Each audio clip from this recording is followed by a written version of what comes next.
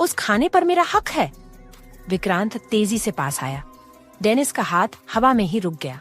उसने आंखें गोल गोल करते हुए विक्रांत की तरफ देखा। डेनिस मुस्कुराते हुए बोला, अरे अभी तो तूने कहा तू नहीं खाएगा।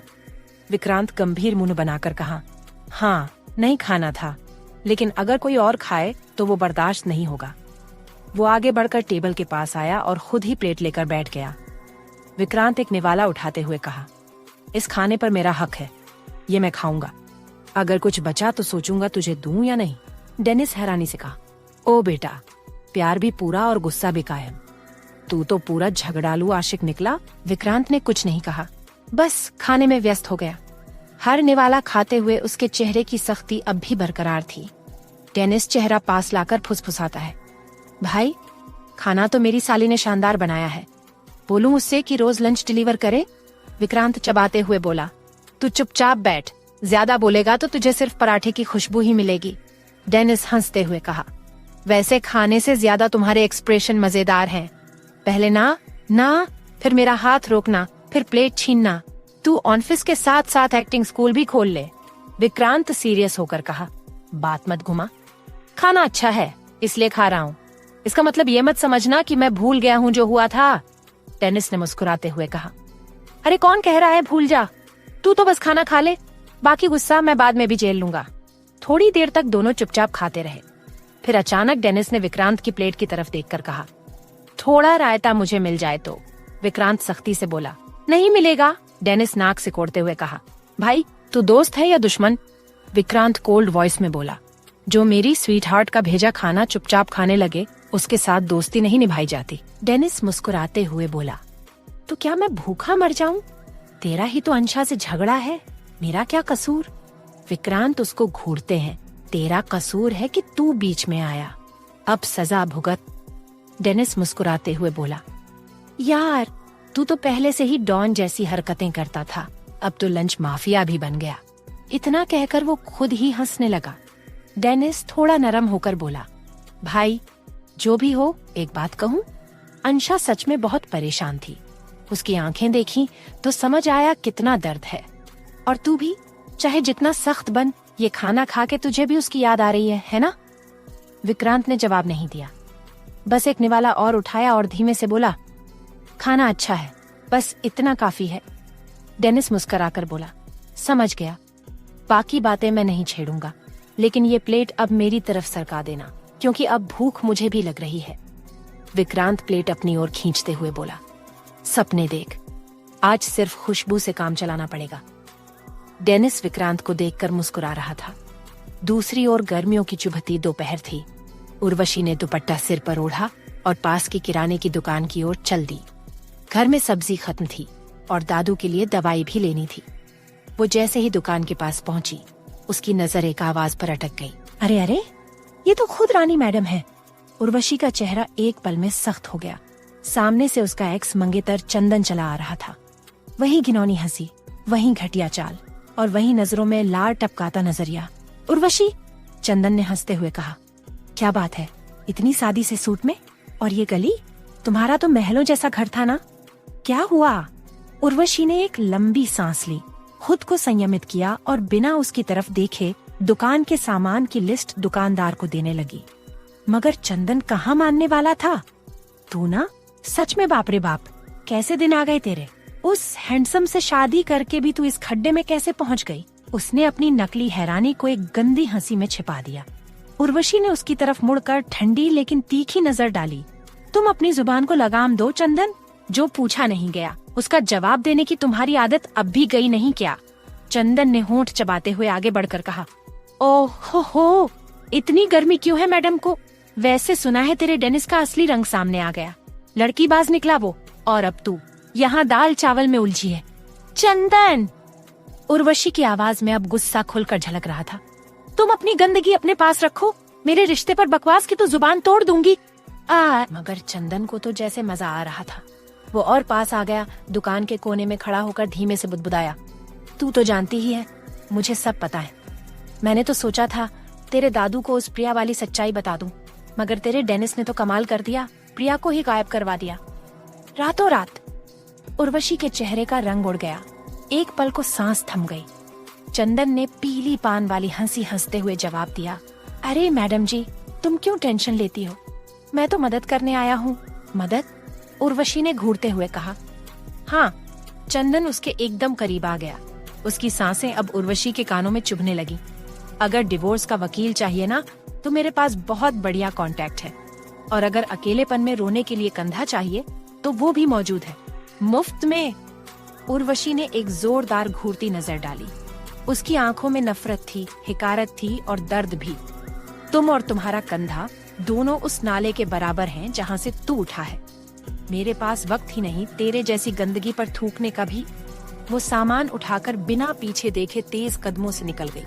चंदन पीछे से हंसने लगा, वो भी गली के आवारा लड़कों जैसी आवाज में, और फिर गुनगुनाने लगा, तू जहाँ जहाँ चलेगी मैं वहाँ वहाँ आऊंगा, तेरे हर आंसू का मैं मजा उड़ाऊंगा। लोगों ने उसकी तरफ अजीब नजरों से देखा, मगर चंदन को परवाह कहाँ थी। वो तो खुद को हीरो समझता था। उधर उर्वशी की आंखों में आंसू थे, मगर वो उन्हें गिरने नहीं दे रही थी। उसका दिमाग चंदन की बातों में उलझा हुआ था।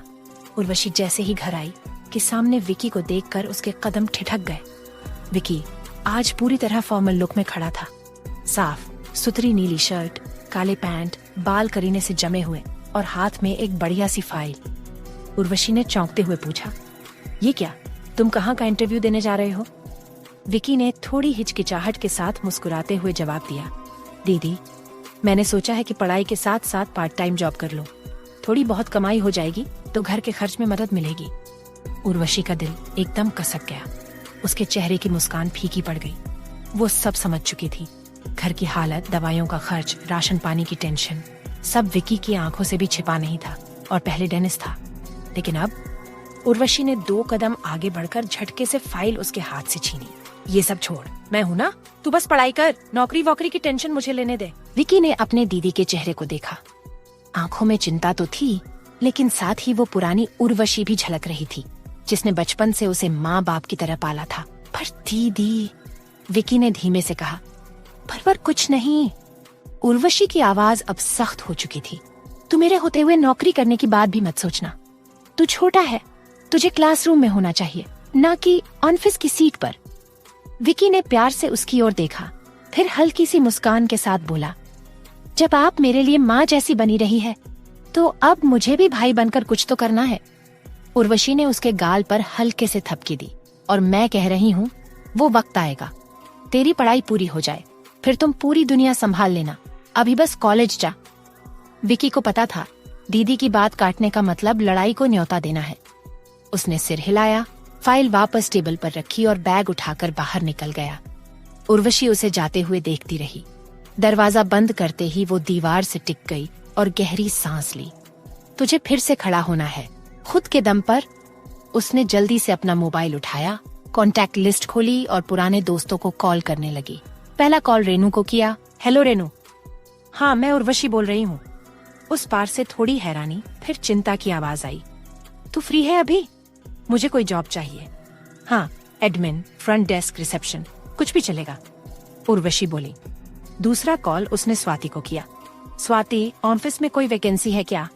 मुझे इमीडिएटली ज्वाइन करना है, पर्सनल सिचुएशन बताऊंगी सब, पर पहले कोई जॉब दिला दे। तीसरा कॉल मयंक को किया।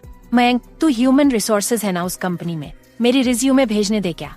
एक्सपीरियंस है मुझे, बोलचाल, डीलिंग, मैनेजमेंट, सब कुछ कर लूंगी। हर फोन पर वो अपनी आवाज को मजबूत बनाए हुए थी, लेकिन दिल में कुछ टूट रहा था। हाँ, देखता हूँ, बताती हूँ, अभी तो कुछ नहीं है। सुनकर उसकी आंखों की नमी और गहरी होती जा रही थी। उसने एक कोना पकड़ा, अपने बाल पीछे किए और फिर खुद को समझाया, रोना नहीं है उर्वशी, अब कोई आंसू पोंछने वाला नहीं है, अब तू खुद ही अपनी ताकत है। उसी वक्त उसका मोबाइल फिर से बजा। रेनू का कॉल वापस आया। उर्वशी, कल सुबह एक इंटरव्यू है, रिसेप्शनिस्ट की पोस्ट है, एक होटल में, ज्यादा बड़ा नहीं है, लेकिन शुरुआत के लिए ठीक रहेगा। उर्वशी की आंखों में उम्मीद की चमक लौट आई। कहाँ है, टाइम बता दे, मैं तैयार रहूंगी। फोन कटते ही वो एकदम सीधे खड़ी हो गई। आईने के सामने जाकर खुद को देखा, बालों को समेटा, चेहरे पर मुस्कान लाई और बोली, अब तू फिर से बनेगी वही उर्वशी जो कभी किसी के भरोसे नहीं थी, और अब तेरे घर की जिम्मेदारी तेरी मुट्ठी में होगी। तभी उर्वशी की आंखों के सामने डेनिस का चेहरा आ गया। उसके साथ बिताए वो खूबसूरत पल, अभी कुछ दिन पहले तक वो दोनों कितने खुश थे और अचानक ही सब कुछ बिखर गया। जयपुर, रात का वक्त। ओबेरॉय पैलेस की ऊपरी मंजिल पर एक आलीशान कमरे में गाढ़े लाल पर्दे हिल रहे थे। बाहर हवा तेज चल रही थी। कमरे के बीचों बीच खड़ी शाइना अपनी लंबी काली ड्रेस को ठीक करते हुए आईने में खुद को निहार रही थी। उसी वक्त कमरे का दरवाजा खुला और मोहिनी अंदर आई। शाइना बेटा, मोहिनी ने धीमे स्वर में कहा, तुमने बुलाया था, क्या बात है? शाइना धीरे से मुस्कुराई और पलटकर बोली, मासी, मुझे आपसे बस एक छोटा सा काम फेवर चाहिए। आप मुझे तीनों राजकुमारियों का थोड़ा थोड़ा खून लाकर दे दो, बस एक बार। मोहिनी की आंखों में घबराहट झलकने लगी। पर बेटा, तुम्हें तीनों का खून क्यों चाहिए? उसने धीरे से पूछा। शाइना का चेहरा थोड़ा कठोर हो गया।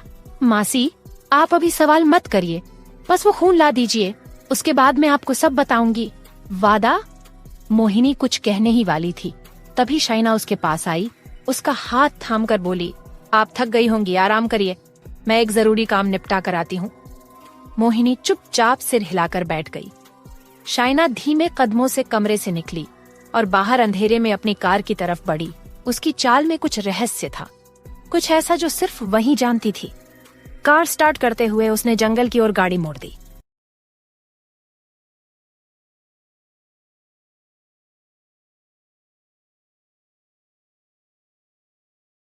खाना अगर खराब हुआ तो झूठा बर्तन भी यही धोएगा।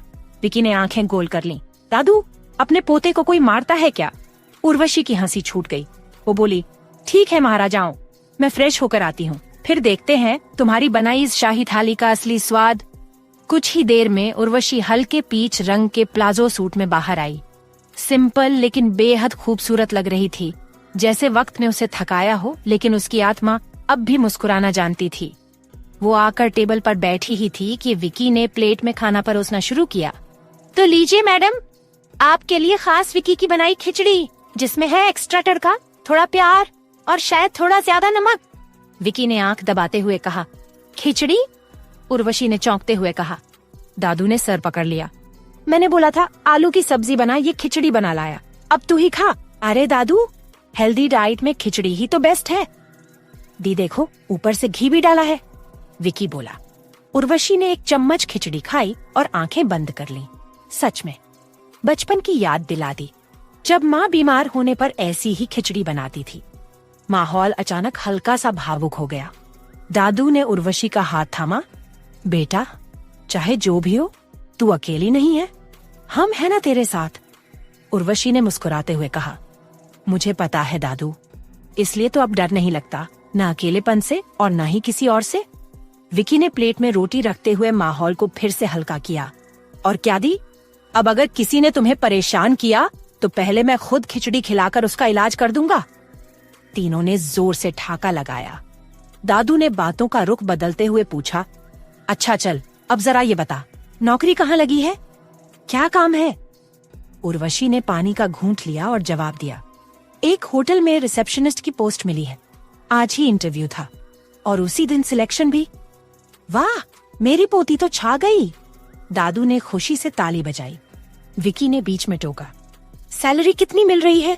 उर्वशी ने नजर घुमाकर कहा, तेरे पॉकेट मनी से ज्यादा। अरे मैं तो सोच रहा था कि अब तू मुझे बाइक दिलवा देगी अपनी पहली सैलरी से। विकी ने जानबूझ मजाक किया। उर्वशी ने उसका कान पकड़ते हुए कहा, पहले कॉलेज की फीस देनी है, फिर दवा का खर्च, फिर दूध का बिल, और उसके बाद अगर कुछ बचा तो तुझे हेलमेट दिला दूंगी। दादू जोर से हंस पड़े। सही कहा, और ये लड़का तो हर बात में बाइक की बात कर देता है। डिनर के बीच में हंसी मजाक का दौर चलता रहा। उर्वशी के चेहरे पर आज कुछ सुकून था। खाना खत्म होने के बाद विकी ने उठकर प्लेटें समेटी और बोला, दी, अब तुम रेस्ट करो, किचन में संभाल लूंगा। उर्वशी ने उठते हुए हल्के से कहा, आज पहली बार लग रहा है जैसे जिंदगी फिर से पटरी पर लौट रही है। दादू ने मुस्कुराकर कहा, और ये पटरी अब नहीं डगमगाएगी जब तक दादू की छड़ी है और विकी की खिचड़ी। तीनों ने एक बार फिर से हंसते हुए एक साथ कहा, खिचड़ी की जय हो। डिनर के बाद तीनों हॉल में आराम से बैठकर टीवी देख रहे थे। विकी ने रिमोट पर कब्जा कर रखा था और दादू हर 2 मिनट में चैनल बदलने पर उसे डांट रहे थे। कसम से, अगर तूने फिर से क्रिकेट लगाई तो मैं रिमोट तोड़ दूंगा, दादू बोले। अरे दादू, मैच फाइनल है, विकी मासूमियत से बोला।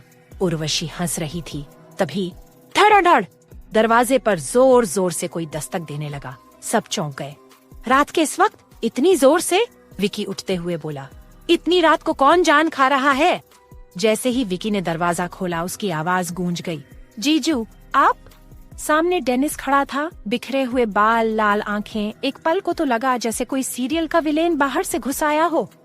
वो बिना किसी औपचारिकता के विकी को हल्का सा धक्का देता हुआ घर के अंदर घुस आया।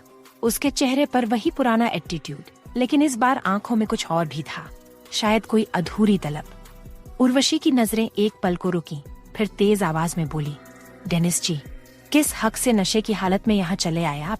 जरा भी शर्म बाकी है या वो भी किसी ड्रिंक में घोल दी? डेनिस उसकी तरफ लड़खड़ाते कदमों से आया और उसकी कमर के पास हाथ रखते हुए बोला, डेनिस भारद्वाज की हिम्मत की बात मत करो, वरना दिल की बात जुबान पर आ ही जाएगी। उर्वशी झट से एक कदम पीछे हट गई, गहरी सांस ली और बेहद संयमित लहजे में बोली, आप यहाँ क्यों आए हैं डेनिस जी? डेनिस एकटक उसे देखते हुए बोला, भाई को अंशा के हाथों का खाना खाते देखा तो अपने पुराने दिनों की याद आ गई, जब तुम बिना बोले मेरी पसंद समझ जाती थी, भूख से ज्यादा प्यार खिलाती थी।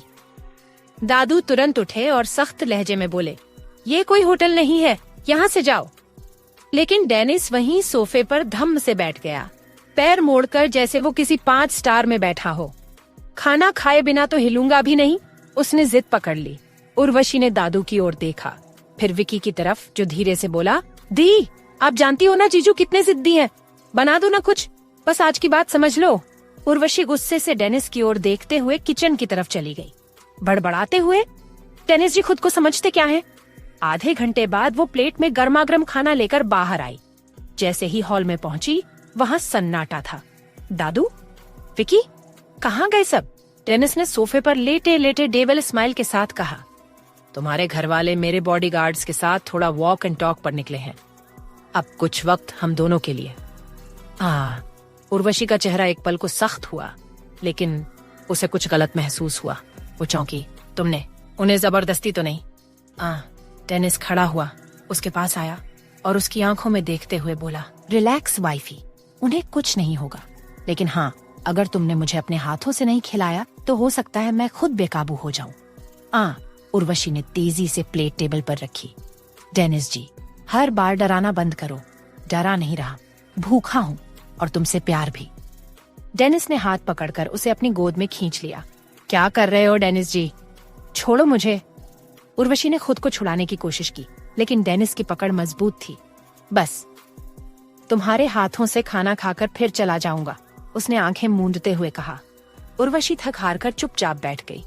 उसके हाथों में प्लेट थी और डेनिस अब बच्चा बन चुका था, शरारती, जिद्दी और भूखा। खिलाओ, जैसे पहले खिलाती थी, दाएं हाथ से चपाती, बाएं हाथ से प्यार। उर्वशी ने चुपचाप पहला निवाला उसके मुंह में रखा। डेनिस ने आंखें बंद कर लीं और बोला, तुम नहीं जानती, इस स्वाद में सिर्फ मसाले नहीं, तुम्हारी यादें घुली हैं। डेनिस ने उर्वशी की आंखों में देखते हुए कहा। हर निवाले के साथ उसकी आंखें नरम होती गईं। उर्वशी की चिंता अब भी थी, दादू और विकी की। उन्हें सच में कुछ नहीं होगा ना? उर्वशी ने पूछा। डेनिस ने उसके गाल पर हल्की सी उंगली रखी। वो दोनों ठीक हैं, लेकिन मैं नहीं।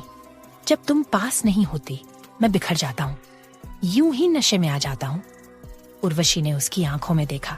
नशा था, लेकिन एक अजीब सी मोहब्बत भी। उर्वशी चुप रही, सिर्फ खाना खिलाती रही।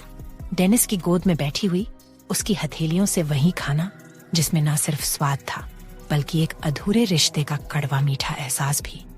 उर्वशी ने जैसे ही आखिरी निवाला उसके मुंह में रखा, डेनिस ने उसकी कलाई पकड़ ली और आंखों में शरारत भरकर बोला, आप मीठा भी तो खिलाओ वाइफी। उर्वशी उसे घूरने लगी। कुछ नहीं बना मीठा। डेनिस उसकी ओर थोड़ा और झुकाया। उसकी नजदीक आती सांसें तेज होने लगी। तो फिर तुम्हारे होंठों का स्वाद ही सही। उर्वशी कुछ कह पाती, उससे पहले ही डेनिस ने उसकी ठुड्डी उठाई और धीरे से उसके होंठों पर अपने होंठ रख दिए। वो चौंकी, लेकिन उसकी पकड़ ने उसे रोके रखा। किस खत्म होते ही डेनिस ने मुस्कुराकर उसके निचले होंठ को हल्के से बाइट किया। अब आया असली स्वाद, मसालों से ज्यादा गर्म। उर्वशी का चेहरा शर्म से लाल हुआ। डेनिस जी, आप सच में बेशर्म हो, और तुम अब भी मेरी हो, वो उसकी कमर कसकर खींचते हुए बोला। और वो तो जैसे किसी पुरानी क्लासिकल मूवी की हीरोइन बन गई थी। पूरे विला में ऐसे घूमती जैसे कोई बिछड़ा प्रेम ढूंढ रही हो, और वो भी बिना किसी लोकेशन ट्रैकिंग के। आज भी वही हुआ। बाल खुले, आंखों के नीचे काले घेरे, अंशा डाइनिंग हॉल में एंटर हुई। चलते चलते उसकी चाल में भी गजलों वाला दर्द भर चुका था। उसके होठों से खुद एक उदासी भरा गाना निकला। वो जो रूठे हैं हमसे, वो खुदा की तरह है, ना मिले तो भी सजा, मिल जाए तो भी खतरा।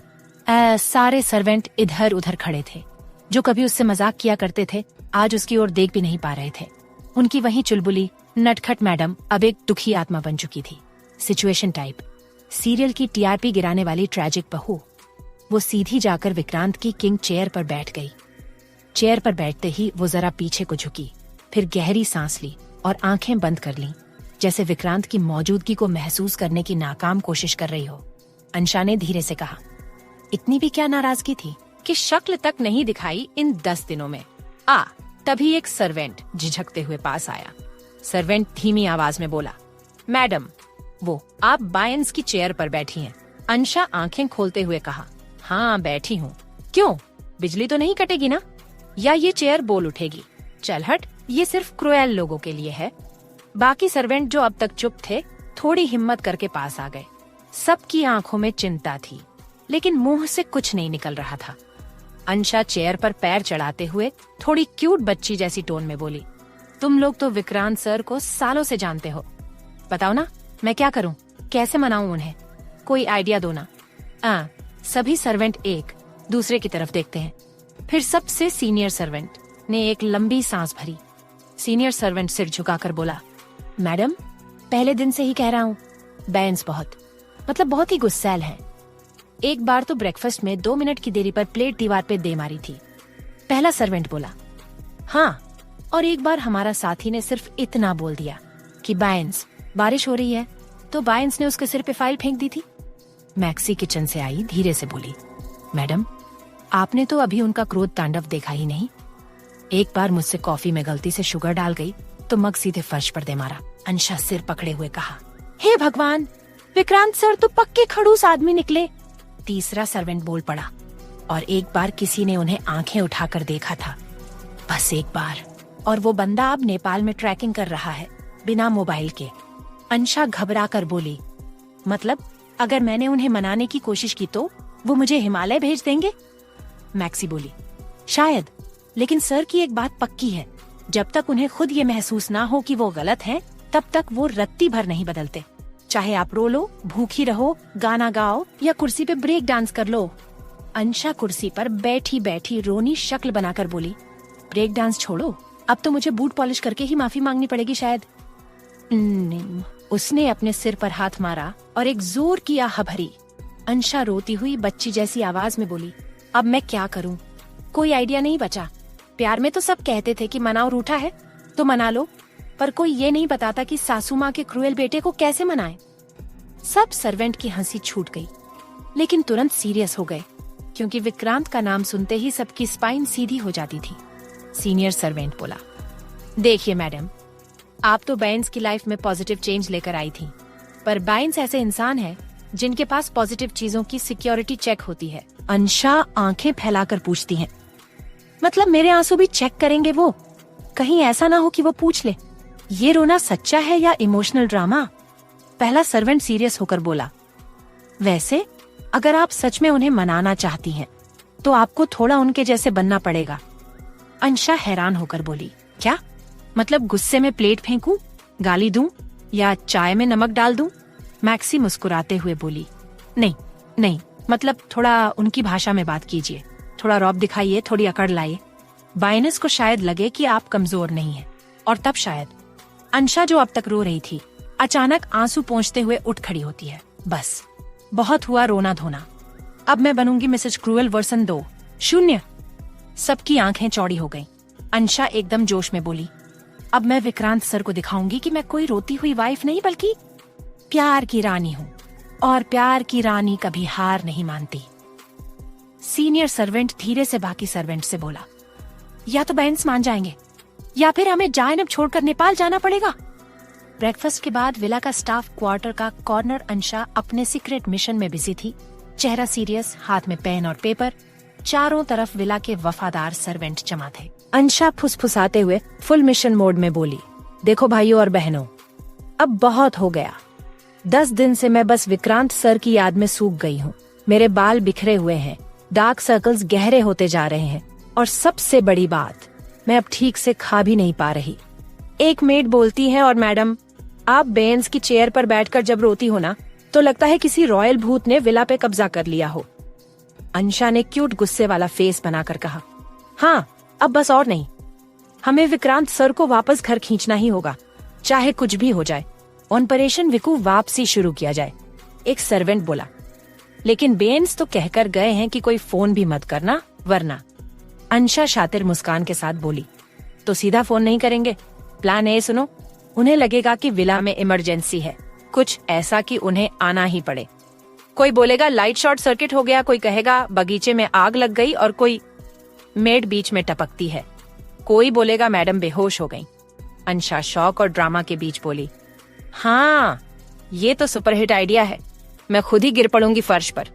वो सुनते ही दौड़ते हुए आएंगे, फिर मैं अपने डायलॉग मारूंगी, विक्रांत सर मुझे छोड़कर मत जाओ, और फिर वो पिघल जाएंगे। सभी सर्वेंट तालियां बजाते हैं जैसे कोई देशभक्ति प्लान बना हो। सबको अपने अपने रोल्स मिलते हैं और सब इधर उधर हो जाते हैं। दोपहर, विला का मेन हॉल, सब अपनी अपनी जगह पर थे। मेड ने विक्रांत को कॉल कर दिया है। मेड घबराए अंदाज में बोली, बायंस, मैडम बेहोश हो गई हैं, शायद कमजोरी से। डॉक्टर को बुलाएं या आप आ जाएं। फोन के उस पार कुछ सेकंड्स की चुप्पी, फिर कड़क आवाज, मैं आता हूँ, और अगर ये सब ड्रामा निकला तो तुम्हारे लिए ये आखिरी कॉल होगा। 30 मिनट बाद विक्रांत की BMW विला के गेट के सामने रुकती है। दरवाजा खुलता है। ब्लैक बिजनेस सूट, चेहरे पर सख्ती, आंखों में आग। वो अंदर घुसते ही एक झलक में पूरे हॉल का जायजा लेता है। तभी उनकी नजर फर्श पर लेटी बेहोश अंशा पर पड़ती है। एक सेकंड के लिए उनके चेहरे पर चिंता की लकीरें उभरती हैं, पर फिर उन्होंने कुछ नोटिस किया। अंशा के हाथ में मोबाइल था जिसकी स्क्रीन ऑन थी, और वो धीरे धीरे आंखें खोल रही थीं। विक्रांत ठंडे लेकिन खतरनाक अंदाज में कहा, शो खत्म हो गया। सब सहम जाते हैं। अंशा हड़बड़ाकर उठती है, क्यूट बनती हुई बोली, ना नहीं, मैं तो असली में गिर गई थी। विक्रांत गुस्से में दांत भींचकर बोला, गिरती तो मुंह के बल होती, लेकिन तुम्हारी एक्टिंग में भी उतनी ही नौटंकी है जितनी तुम्हारे प्लान में। सभी सर्वेंट धीरे धीरे पीछे हटने लगते हैं। विक्रांत गुस्से में गरजते हुए बोला, किसने इस ड्रामे में हिस्सा लिया है? बोलो। उन सब सर्वेंट के चेहरे ऐसे हो गए जैसे बच्चा चोरी में पकड़े गए हों। विक्रांत एक को घूरते हुए कोल्ड वायनेस में बोला, तुम सब में बहुत हिम्मत आ गई। सर्वेंट ने कांपते हुए कहा, बायंस, हम बस मैडम की मदद करना चाह रहे थे। विक्रांत धमाके की तरह से कहा, मदद? किसी की इतनी हिम्मत नहीं कि मेरी पर्सनल लाइफ में टांग अड़ाए। सबके सब बाहर, आज से तुम सबकी जान अब खत्म। मेड हैरानी से बोली, बेंस, लेकिन हमारा क्या कसूर? विक्रांत बिल्कुल ठंडे अंदाज में बोला, मेरी नजरों में अब तुम सिर्फ एक प्रॉब्लम हो, और मैं प्रॉब्लम को सॉल्व नहीं करता, उसे बाहर फेंक देता हूँ। वो पलटते हैं और अंशा की तरफ देखते भी नहीं। उनकी आंखों में एक अजीब सी ठंडक थी। विक्रांत धीरे लेकिन चुभते लहजे में कहा, और तुम्हारे लिए, तुम्हारा ये ड्रामा बताता है कि तुम मुझे कितना कम समझती हो। मैं कोई टीवी शो का हीरो नहीं जो 2 आंसू में पिघल जाऊं। वो सीधा दरवाजे से बाहर निकल गया। पीछे रह जाती है चुप खड़ी अंशा, गुस्से से कांपती हुई, आंखों में पानी और मन में तूफान। अंशा दांत पीसते हुए खुद से बोली, hubby, I hate you. College canteen पहले जैसी नहीं रही। शोर शराबे की जगह आज सन्नाटा पसरा हुआ है। चारों दोस्त विकी, मधु, मिनी और नीति टेबल पर बैठे हैं। हर कोई उदास सा, जैसे किसी की शादी में खाने के बाद अचानक पता चल जाए कि मिठाई नहीं है। विकी काले चश्मे में स्टाइल मारता हुआ बोला, क्या यार, अंशा गई नहीं, जैसे कैंटीन की रौनक उड़ गई। चाय फीकी, समोसे बासी, और मस्ती तो जैसे किसी सीनियर की नोटबुक में बंद हो गई हो। मधु थोड़ी ड्रामेबाज स्टाइल में बोली, सच कहूं तो अंशा की चिल्ली पिल्ली आवाज अब कानों को मिस हो रही है। वो जब बिन बुलाए डिब्बा लेकर सबकी प्लेट में जबरदस्ती पराठा डालती थी ना, तो लगता था खुदा का भेजा फरिश्ता है। अब तो बस मैगी बची है और आंसू। मिनी नकली रोते हुए बोली, और उसका वो पागलपन याद है? क्लास के बीच में उठकर प्रोफेसर को कहती थी, सर आप बहुत बोरिंग पढ़ाते हैं, थोड़ा रोमांस डालिए ना स्लाइड में। नीति गहरी सांस लेकर बोली, ये सब मेरी वजह से हुआ है। अगर अंशा कभी काइंडलेस नहीं आए तो मैं खुद को माफ नहीं कर पाऊंगी। मधु नीति के कंधे पर हाथ रखकर बोली, इसमें तेरी या किसी कोई गलती नहीं है, गलती किस्मत की है। मिनी सबको देखकर बोली, और वो प्रोजेक्ट की दे भी अपने असाइनमेंट भूल जाती थी और दूसरों के असाइनमेंट बना देती थी। अंशा के दोस्तों के साथ कुछ और लोग भी उसको याद कर रहे थे। विकी बोली, अब बस हम 4 बचे हैं और उसका खाली कुर्सी हर दिन हमें घूरती है। मिनी बोला, लेकिन अब वक्त आ गया है एक्शन का। अंशा को लाना होगा वापस। एक प्लान बनाते हैं, उसकी फेवरेट चीजों की वीडियो बनाकर भेजते हैं, जैसे कैंटीन वाला भेल, फर्स्ट बेंच की लड़ाई और मैडम शर्मा की झपकी क्लास। मधु आगे बोली, और हाँ, उसके सारे एक्स को एक लाइन में खड़ा करके वीडियो बना देंगे, we miss you a lot queen, ताकि उसे गुस्सा भी आए और मजा भी। विकी हल्का मुस्कुराते हुए बोला, और उसके लिए एक नया गाना बनाएंगे, तू कैंपस की शहजादी, तेरे बिना सब है आधा। मिनी हंसते हुए बोली, और नीचे हैशटैग डालेंगे, hash bring back Ansha, hash मस्ती की महारानी। नीति उदास आवाज में बोली, दोस्तों ये सब करने की जरूरत नहीं है। विक्रांत जी को तुम सब जानते ही हो, हमें अंशा की मुसीबत नहीं बढ़नी चाहिए। Campus garden. 4-5 अंशा के आशिक बैठे थे।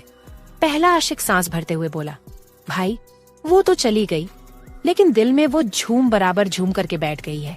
जब वो सामने से आती थी तो ऐसा लगता था हवा भी रुक जाए। दूसरा आशिक चश्मा ठीक करते हुए बोला, मेरी हालत तो ऐसी हो गई है जैसे बिना वाईफाई के मोबाइल। उसकी हाय सुनने की इतनी लत लग गई थी कि अब तो हर लड़की की आवाज में उसकी टोन ढूंढता हूँ। तीसरा आशिक रोमांटिक टाइप में बोला, मैं तो उस दिन प्रपोज करने वाला था यार। गुलाब हाथ में था, लेकिन सामने से वो विक्रांत जी कार आ गई और मेरी मोहब्बत BMW में बैठकर निकल गई। बाकी 2 लड़के गम में नम एक दूसरे को टिश्यू पास कर रहे हैं। पहला साइलेंट लवर बोला, वो जब बाल बांधती थी ना तो मुझे लगता था जैसे जिंदगी का पेंडिंग एप्लीकेशन अप्रूव हो रहा हो। दूसरा साइलेंट लवर घूरते हुए बोला, अरे तेरी इतनी जल्दी अप्रूव हो जाती तो आज तू रो नहीं रहा होता। सब एक पल के लिए ठहाका मारते हैं, फिर एक साथ आहा अंशा कहकर सिर झुका लेते हैं। फिर अंशा के दोस्तों ने काइंडलेस की छुट्टी के बाद ओबेरॉय इंडस्ट्री पहुंच चुके हैं। नीति के हाथ में फोल्डर था, मधु एक फैंसी केक का बॉक्स पकड़ा हुआ था और विक्की अपने बाल बार बार संवार रहा है जैसे इंटरव्यू देने आया हो। विक्की संजीदगी से बोला, यार देखो बात सीरियस है, हमें अंशा के लिए विक्रांत जीजू से रिक्वेस्ट करनी है। बोलना है जीजू माफ कर दो हमारी झांसी की रानी को, वापस भेज दो कैंपस, बस यही कहना है। नीति गहरी सांस लेकर बोली, और विकी तू दिल सुनही दिमाग से बात करना। सामने कोई कॉलेज का चश्मिश बॉय नहीं बैठा है, वो विक्रांत ओबेरॉय है जो अपने ऑफिस में फूल नहीं लोगों को फायर करता है। मधु बॉक्स को संभालते हुए बोली, हमें बस अंदर घुसना है, फिर मैं केक का बॉक्स खेलूंगी। कौन नरम नहीं होता चॉकलेट ट्रफल केक से। तीनों गेट के पास पहुंचते हैं। सामने खड़ा है लंबा चौड़ा सिक्योरिटी गार्ड जो देखने में रेस्टलमेनिया का ऑफिशियल एंट्री गेट लग रहा है। सिक्योरिटी गार्ड सख्त आवाज में कहा, कहाँ घुसे चले आ रहे हो, अपॉइंटमेंट है? नीति मासूमियत से कहा, नहीं, हम मिसेस ओबेरॉय के फ्रेंड्स हैं, मिस्टर ओबेरॉय से मिलना है, बहुत जरूरी बात है। सिक्योरिटी गार्ड घूरते हुए बोला, यहाँ बिना अपॉइंटमेंट के पिज्जा वाला भी नहीं घुसता, आप लोग तो बहुत दूर की कौड़ी हो। विकी चमकती मुस्कान के साथ बोला, भाई साहब हम आपसे रिक्वेस्ट कर रहे हैं, हमारी दोस्त की लाइफ का सवाल है, अंदर बस 2 मिनट प्लीज। सिक्योरिटी गार्ड नाक सिकोड़ते हुए बोला, तुम्हारी दोस्त की लाइफ का सवाल है लेकिन मेरी नौकरी की मौत का कारण मत बनो। ओबेरॉय साहब गुस्से में होते हैं तो लोग रेजिग्नेशन नहीं रिजर्वेशन कटवाते हैं हॉस्पिटल का, और रिश्तेदार हो तो घर मिले।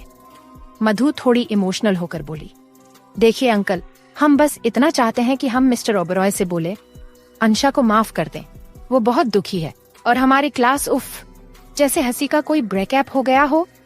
सिक्योरिटी गार्ड हाथ जोड़ते हुए, बेटा मेरी संवेदनाएं तुम्हारे साथ हैं, लेकिन मेरी चाबी बॉस के दरवाजे में नहीं लगती, और तुम लोग ये कॉलेज ड्रामा बाहर करो जहाँ कैमरा है। नीति गुस्से में बोली, अरे हम कोई आतंकवादी नहीं है, बस 3 दोस्त हैं जो चौथे को वापस लाना चाहते हैं। सिक्योरिटी गार्ड थोड़ा ठहाका मारते हुए बोला, हाँ हाँ, और मैं हॉलीवुड का सुपरमैन हूँ जो अंदर ले जाऊंगा तुम लोगों को उड़ाकर। चलो हटो यहाँ से। विकी खुद से बड़बड़ाते हुए बोला, लोग कहते हैं बॉस कठोर होता है, यहाँ तो गेटकीपर ही कड़वा लौकी निकला। मधु गेट के पार झांकते हुए बोली, यार कुछ जुगाड़ करो ना। नीति सिर पकड़कर कहा, क्या सोच कर आए थे और क्या निकल पड़ा, जैसे IPL की टिकट लेने गए और मैच देखे बिना वापसी। सिक्योरिटी गार्ड सख्ती से कहा, लास्ट वार्निंग, या तो निकलो या पुलिस बुलानी पड़ेगी। तीनों दोस्त हार मानकर हट जाते हैं। विकी गहरी सांस लेकर बोला, चलो मधु अपना केक खा लेते हैं। और नीति, तेरा फोल्डर अब घर के डस्टबिन के लिए ही बना है। अगली सुबह होटल की लॉबी में आज कुछ अलग ही हलचल थी। पूरा स्टाफ लाइन में खड़ा था, कोई नोटपैड पकड़े हुए तो कोई डायरी में कुछ लिख रहा था। हर चेहरा गंभीर, हर आंखों में चिंता। उर्वशी भी वहीं मौजूद थी, फ्रंट में ध्यान से सब कुछ नोट कर रही थी। उसने सादे से कपड़े पहने थे, सफेद शर्ट और काले ट्राउजर में एकदम प्रोफेशनल लग रही थी। मैनेजर एक तेज आवाज में स्टाफ को संबोधित करता है, गुड मॉर्निंग एवरीवन, आज का दिन हमारे होटल के लिए बहुत अहम है। दोपहर 3 बजे यहाँ कॉर्पोरेट इंटरनेशनल कॉन्फ्रेंस होने वाली है। नामी गिरामी लोग आने वाले हैं, मीडिया भी होगी, तो कोई भी गलती नहीं होनी चाहिए। सभी एक साथ यस सर बोलते हैं। मैनेजर की आंखें एक एक चेहरे पर घूमती हैं। फिर वो बोलता है, हाउसकीपिंग, रूम्स की सफाई 12 बजे तक कंप्लीट होनी चाहिए। रिसेप्शन, सबसे पहला इम्प्रेशन तुम पर पड़ेगा। मुस्कुराते रहना, प्रोफेशनल लगना, और सबसे जरूरी बात, no casual talk, no lazy behaviour. Urvashi हल्के से सिर हिलाकर जी सर कहती है। वहीं पीछे खड़े कुछ लड़कों की नजरें उर्वशी पर ही थीं। एक स्टाफ मेंबर लड़के ने धीरे से अपने साथी के कान में फुसफुसाता है, आज तो उर्वशी मैडम बड़े टशन में लग रही हैं। ऐसा लग रहा है कि कॉन्फ्रेंस की मेहमान वही हो। वो लड़का हंसकर बोला, सही कहा, आज तो रिसेप्शन नहीं, ये रैंप शो लग रहा है। दोनों हंसने लगे। उर्वशी ने सुना लेकिन कुछ कहा नहीं, बस हल्के से उनकी ओर देखा और मुंह फेर लिया। उसकी आंखों में नाराजगी थी पर जुबान शांत। वो जानती थी इस वक्त लड़ाई का नहीं, काम पर ध्यान देने का समय है। मैनेजर फिर बोला, जो लोग लिफ्ट एरिया और लॉबी में असाइन किए गए हैं, ध्यान देना, एक भी मेहमान को इंतजार नहीं करवाना है। उर्वशी, तुम फ्रंट पर रहोगी, ठीक 2 से लेकर 5 तक का समय बहुत टफ होगा। उर्वशी सिर झुकाकर बोली, जी सर, मैं संभाल लूंगी। मैनेजर ने सिर हिलाया, फिर सबको अपने अपने काम पर जाने का ऑर्डर दिया। स्टाफ इधर उधर बिखर गया था, हर कोई काम में लग गया था, मगर पीछे से वही मनचले लड़के फिर उर्वशी की ओर देखकर बुदबुदाए। पहला लड़का बोला, कमाल की बात है, इतनी सीधी दिखती है, लेकिन अकड़ तो देखो, जैसे होटल की मालकिन हो। दूसरा लड़का बोला, पता नहीं किस बैकग्राउंड से आई है, लेकिन एक बात है, देखने में तो फुल क्लास लगती है। उर्वशी उन दोनों की बातें सुन चुकी थी। इस बार वो सीधी उन दोनों के पास आई, चेहरा शांत लेकिन आंखों में सख्ती। उर्वशी गहरी सांस लेकर बोली, अगर काम से फुर्सत मिल गई हो तो जाकर कॉन्फ्रेंस हॉल के ग्लासेस साफ कर लो। और हाँ, अगली बार अगर मैं कुछ सुनूं तो मैनेजर से कंप्लेन करने में 1 सेकंड नहीं लगाऊंगी। दोनों लड़के थोड़ा सकपका गए, लेकिन फिर हंसी छिपाकर वहाँ से निकल गए। उर्वशी भी वहाँ से निकल गई। उर्वशी कंप्यूटर स्क्रीन पर निगाहें गड़ाए बैठी थी, गेस्ट की लिस्ट चेक कर रही थी, हॉल बुकिंग्स की डिटेल्स देख रही थी। तभी एक और लड़की जो रिसेप्शन पर नई आई थी उसके पास आई। वो लड़की बोली, उर्वशी, तुमसे एक बात पूछूं, तुम्हें गुस्सा नहीं आता उन लड़कों पर जो तुम्हें घूरते हैं? उर्वशी हल्की मुस्कान के साथ बोली, गुस्सा तो बहुत आता है, लेकिन जब काम और इज्जत का सवाल हो तो जवाब सलीके से देना पड़ता है। यहाँ लड़ना आसान है, लेकिन खुद को साबित करना सबसे बड़ी लड़ाई वही है। वो लड़की सिर हिलाती है, सच में उर्वशी, तुम बहुत स्ट्रॉन्ग हो। उर्वशी थोड़ी देर चुप रही, फिर बोली, जब हालात ही मजबूत बनाते हैं तो इंसान को स्ट्रॉन्ग होना ही पड़ता है। वही दोपहर भी होने वाली थी, सब कुछ रेडी था। मैनेजर ने खुद जाकर हर कोना चेक किया था। कॉन्फ्रेंस शुरू होने ही वाला था। भीड़ आने लगी थी और उसी के साथ माहौल में तनाव भी। वही कॉन्फ्रेंस शुरू हो चुका था। स्पीकर्स मंच पर थे और दर्शकों की कुर्सियां लगभग भर चुकी थीं। हॉल के चारों ओर कैमरे, प्रेस और होटल स्टाफ अपनी अपनी जगहों पर तैनात थे। उर्वशी रिसेप्शन डेस्क पर बैठी थी, आंखें कंप्यूटर स्क्रीन पर थीं, लेकिन ध्यान कहीं और। उसका दिल असहज सा था, कुछ अजीब सा महसूस हो रहा था। और तभी ग्लास डोर खुला। सूट बूट में एक शख्स अंदर आया, कंधे सीधे, चाल में एटीट्यूड और चेहरे पर वही रौब। उर्वशी की आंखें सहसा ही उठीं और फिर वहीं रुक गईं। उर्वशी के मुंह से निकला, डेनिस जी, सांसें गड़बड़ा गईं, उंगलियां कीबोर्ड से हट गईं। कुछ पल के लिए जैसे उसके आसपास की दुनिया थम गई थी। डेनिस की नजरें भी चारों ओर घूमती हुई उसी पर आकर ठहर गईं। एक पल के लिए उनकी निगाहें टकराईं। उर्वशी की आंखों में घबराहट थी। वह समझ नहीं पा रही थी कि डेनिस कैसा रिएक्ट करेगा। कुछ कहेगा, सबके सामने कुछ कर बैठे तो। लेकिन डेनिस का चेहरा बिल्कुल शांत था। उसने कोई एक्सप्रेशन नहीं दिया, बस एक पल देखा और फिर नजर हटा ली। वो कॉन्फ्रेंस हॉल की ओर बढ़ गया। उर्वशी हैरान थी। ये वही डेनिस था? इतने ठंडे तरीके से बर्ताव कर रहा था जैसे कुछ हुआ ही ना हो। कॉन्फ्रेंस खत्म हो चुका था। गेस्ट एक एक करके बाहर जा रहे थे। कुछ प्रेस रिपोर्टर बाहर खड़े इंटरव्यू ले रहे थे। उर्वशी खुद को नॉर्मल दिखाने की पूरी कोशिश कर रही थी, लेकिन उसके अंदर बेचैनी थी। तभी फोन की घंटी बजी। उर्वशी ने कॉल उठाया। Hello, reception. मिस उर्वशी? सामने से होटल के एक सीनियर स्टाफ की आवाज थी। आपको तुरंत हनीमून स्वीट में बुलाया गया है। मेहमान ने खास तौर पर आपका नाम लिया है। उर्वशी थोड़ी चौंकी। मेरा नाम? जी, आपको तुरंत जाना होगा। गेस्ट ने कहा है कि वो आपकी ही मदद चाहते हैं। फोन कट गया। उर्वशी कुछ पल वहीं खड़ी रही। समझ नहीं आ रहा था क्या करे। फिर खुद को संभालते हुए उसने अपनी डायरी बंद की और स्वीट की ओर चल दी। उर्वशी दरवाजे पर पहुंची। दरवाजा खुला हुआ था। उसने हल्के से दरवाजा खटखटाया, फिर अंदर कदम रखा। अगले ही पल फूलों की बारिश होने लगी। गुलाब की पंखुड़ियां हर ओर उड़ रही थीं। छत से, दरवाजे से, कहीं से भी। कमरे की लाइट मंद थी और दीवारों पर मध्यम सुनहरी रोशनी टिमटिमा रही थी। उर्वशी एकदम रुक गई। ये क्या? उसने धीमे से फुसफुसाया और तभी किसी ने पीछे से आकर उसे अपनी बाहों में भर लिया। उर्वशी चौंकी। उसकी सांस रुक सी गई। वो गर्म सी सशक्त पकड़ उसकी धड़कनों को बढ़ा रही थी। डेनिस जी, उसने बहुत हल्की आवाज में कहा, जैसे खुद से पूछ रही हो। लेकिन उस व्यक्ति ने कुछ नहीं कहा, बस उसकी कमर को कसकर पकड़े रखा, जैसे बहुत कुछ कहना चाहता हो पर शब्द नहीं मिल रहे हो। कमरे में अब भी पंखुड़ियां गिर रही थीं। माहौल में गुलाब की खुशबू घुल गई थी। दूसरी ओर दादू घर पर अकेले थे और हाइनल में बैठकर अखबार पढ़ रहे थे। चश्मे को नाक पर थोड़ा और आगे खिसकाकर वो हर हेडलाइन गौर से देख रहे थे। घर में सन्नाटा था। सिर्फ पेंडुलम की टिक टिक और दादू के पन्ने पलटने की आवाज सुनाई दे रही थी। इसी सन्नाटे में एक आवाज गूंजी, नमस्ते दादाजी। दादू ने चौंक कर सिर उठाया। चंदन? चंदन सामने खड़ा था, हाथ में मिठाई का डिब्बा और चेहरे पर नकली मुस्कान। सफेद कुर्ते में आज कुछ ज्यादा ही शरीफ लगने की कोशिश कर रहा था।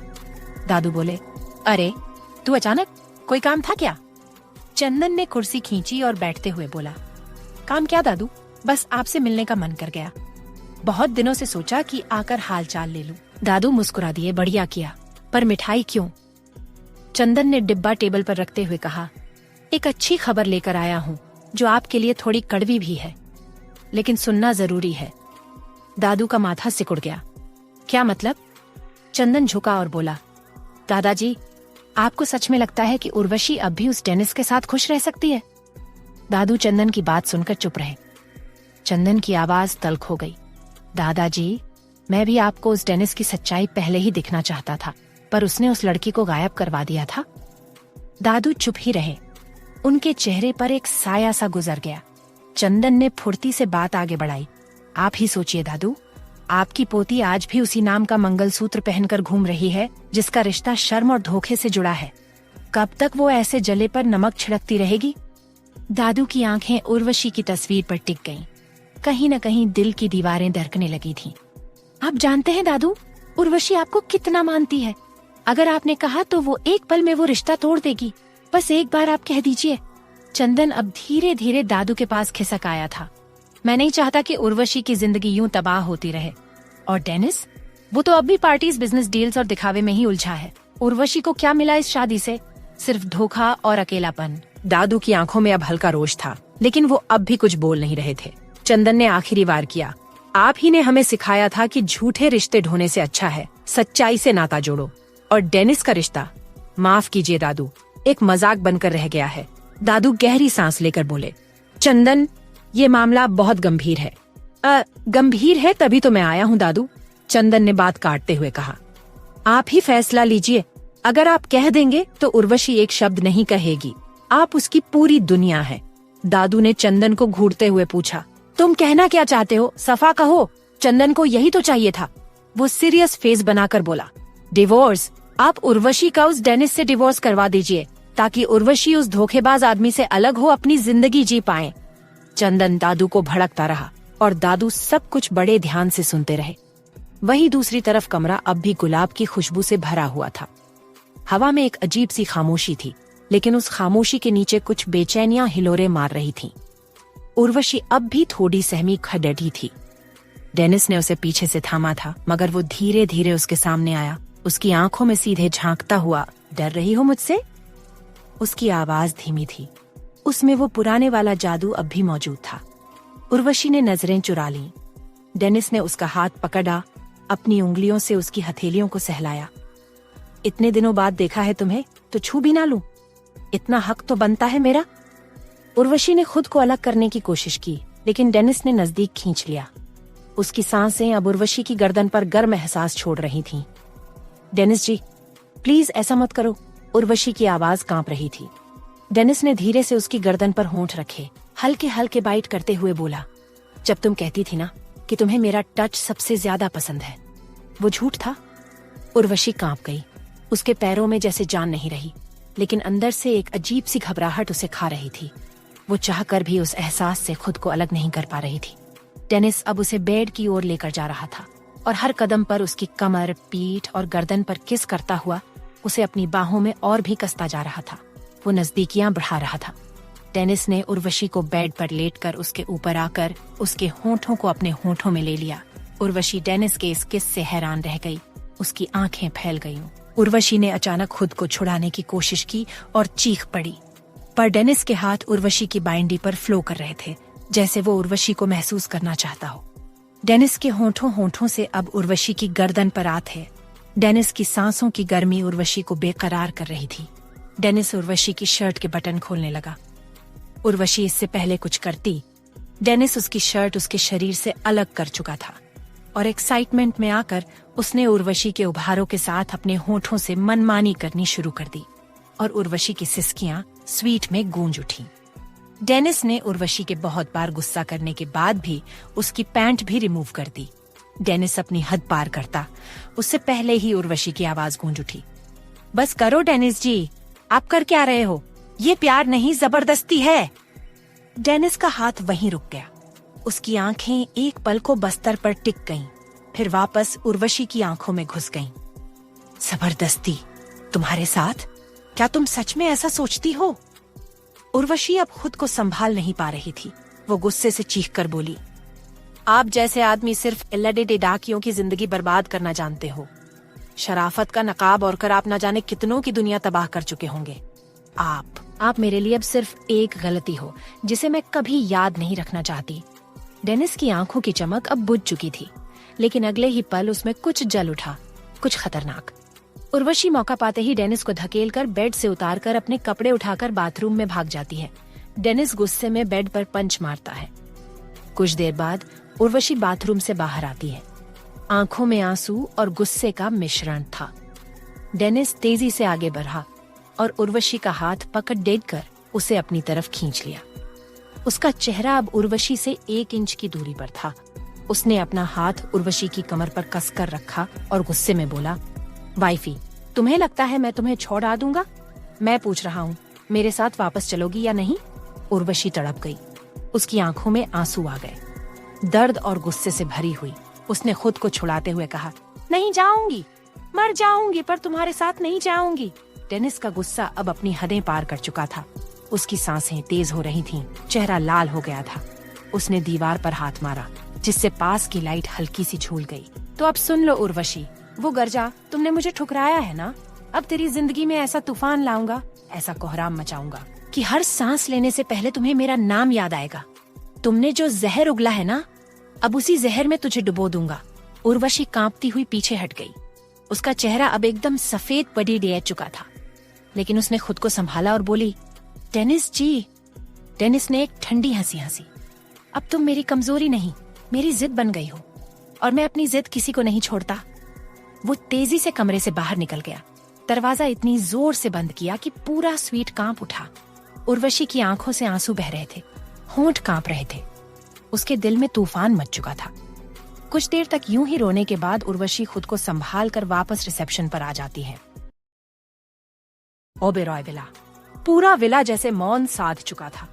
अंशा की हर कोशिश, हर झुकना, हर मिन्नत, सब नाकाम। विक्रांत नाम था उस शख्स का जो या तो हदें तोड़कर प्यार करता था और नफरत भी फिर हदें तोड़कर करता था।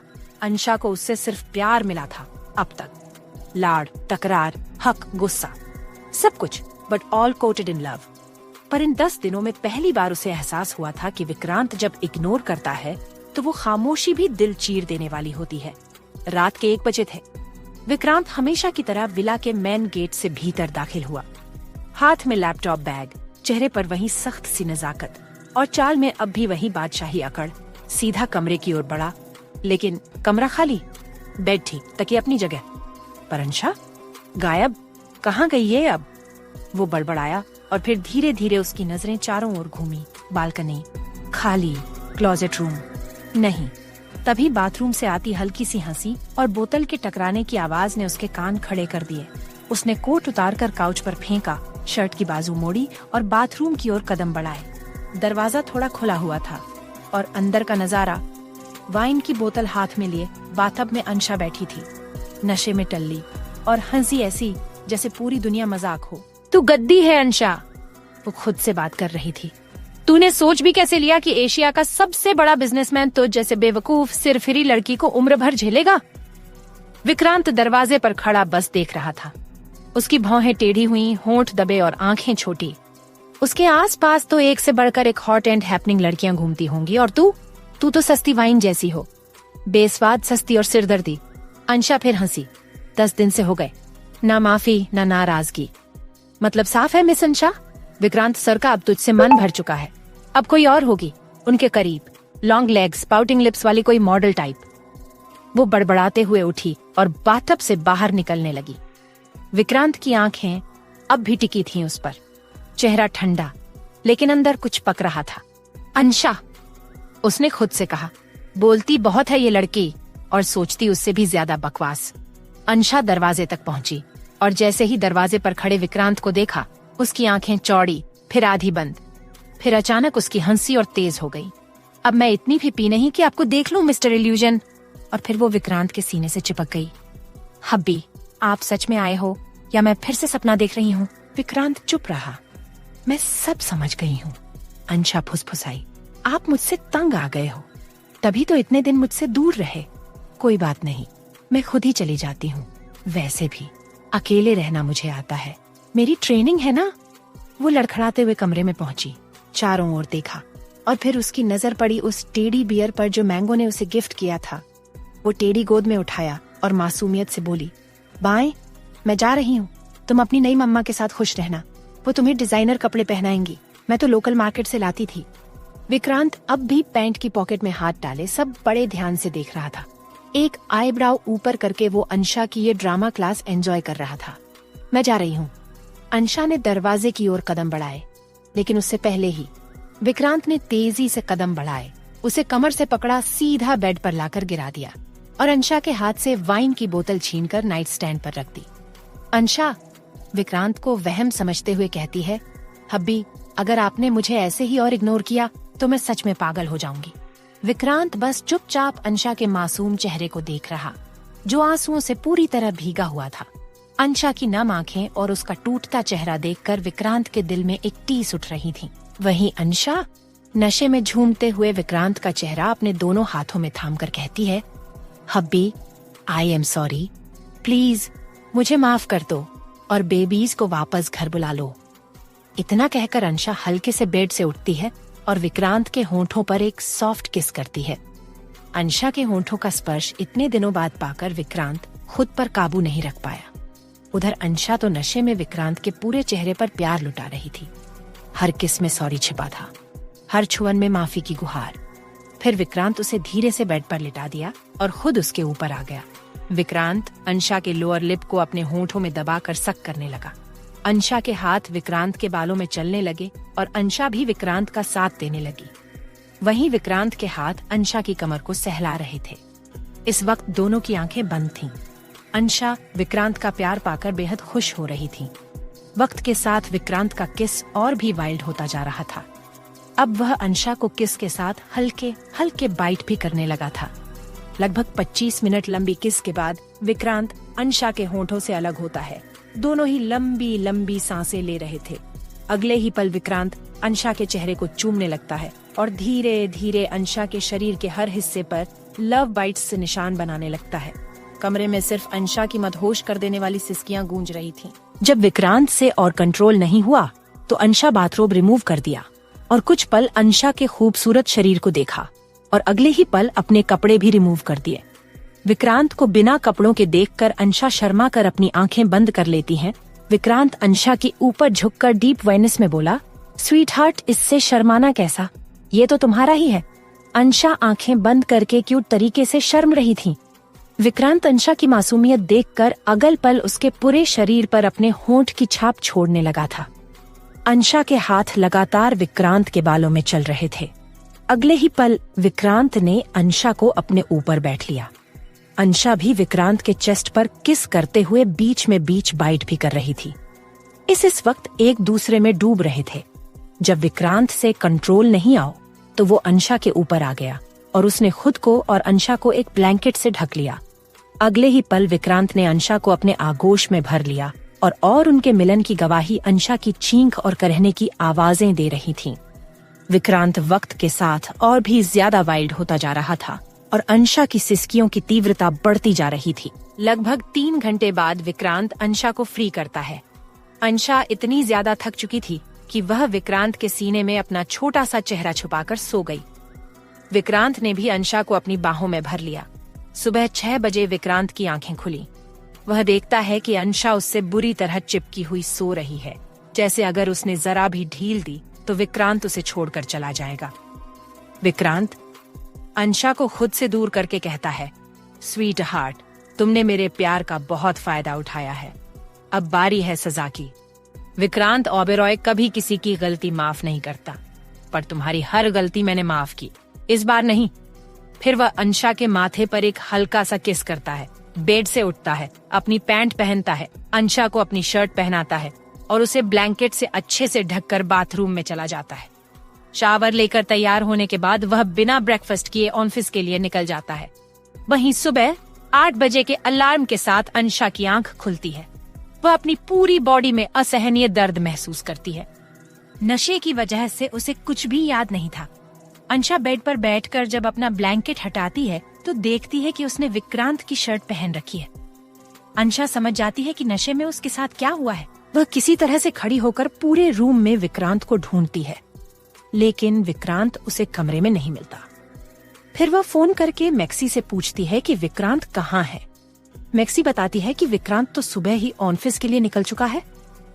यह सुनकर अंशा जमीन पर बैठकर क्यूट तरीके से रोते हुए कहती है, ठरकी आदमी एक बार फिर मेरे नशे में होने का फायदा उठाकर चला गया।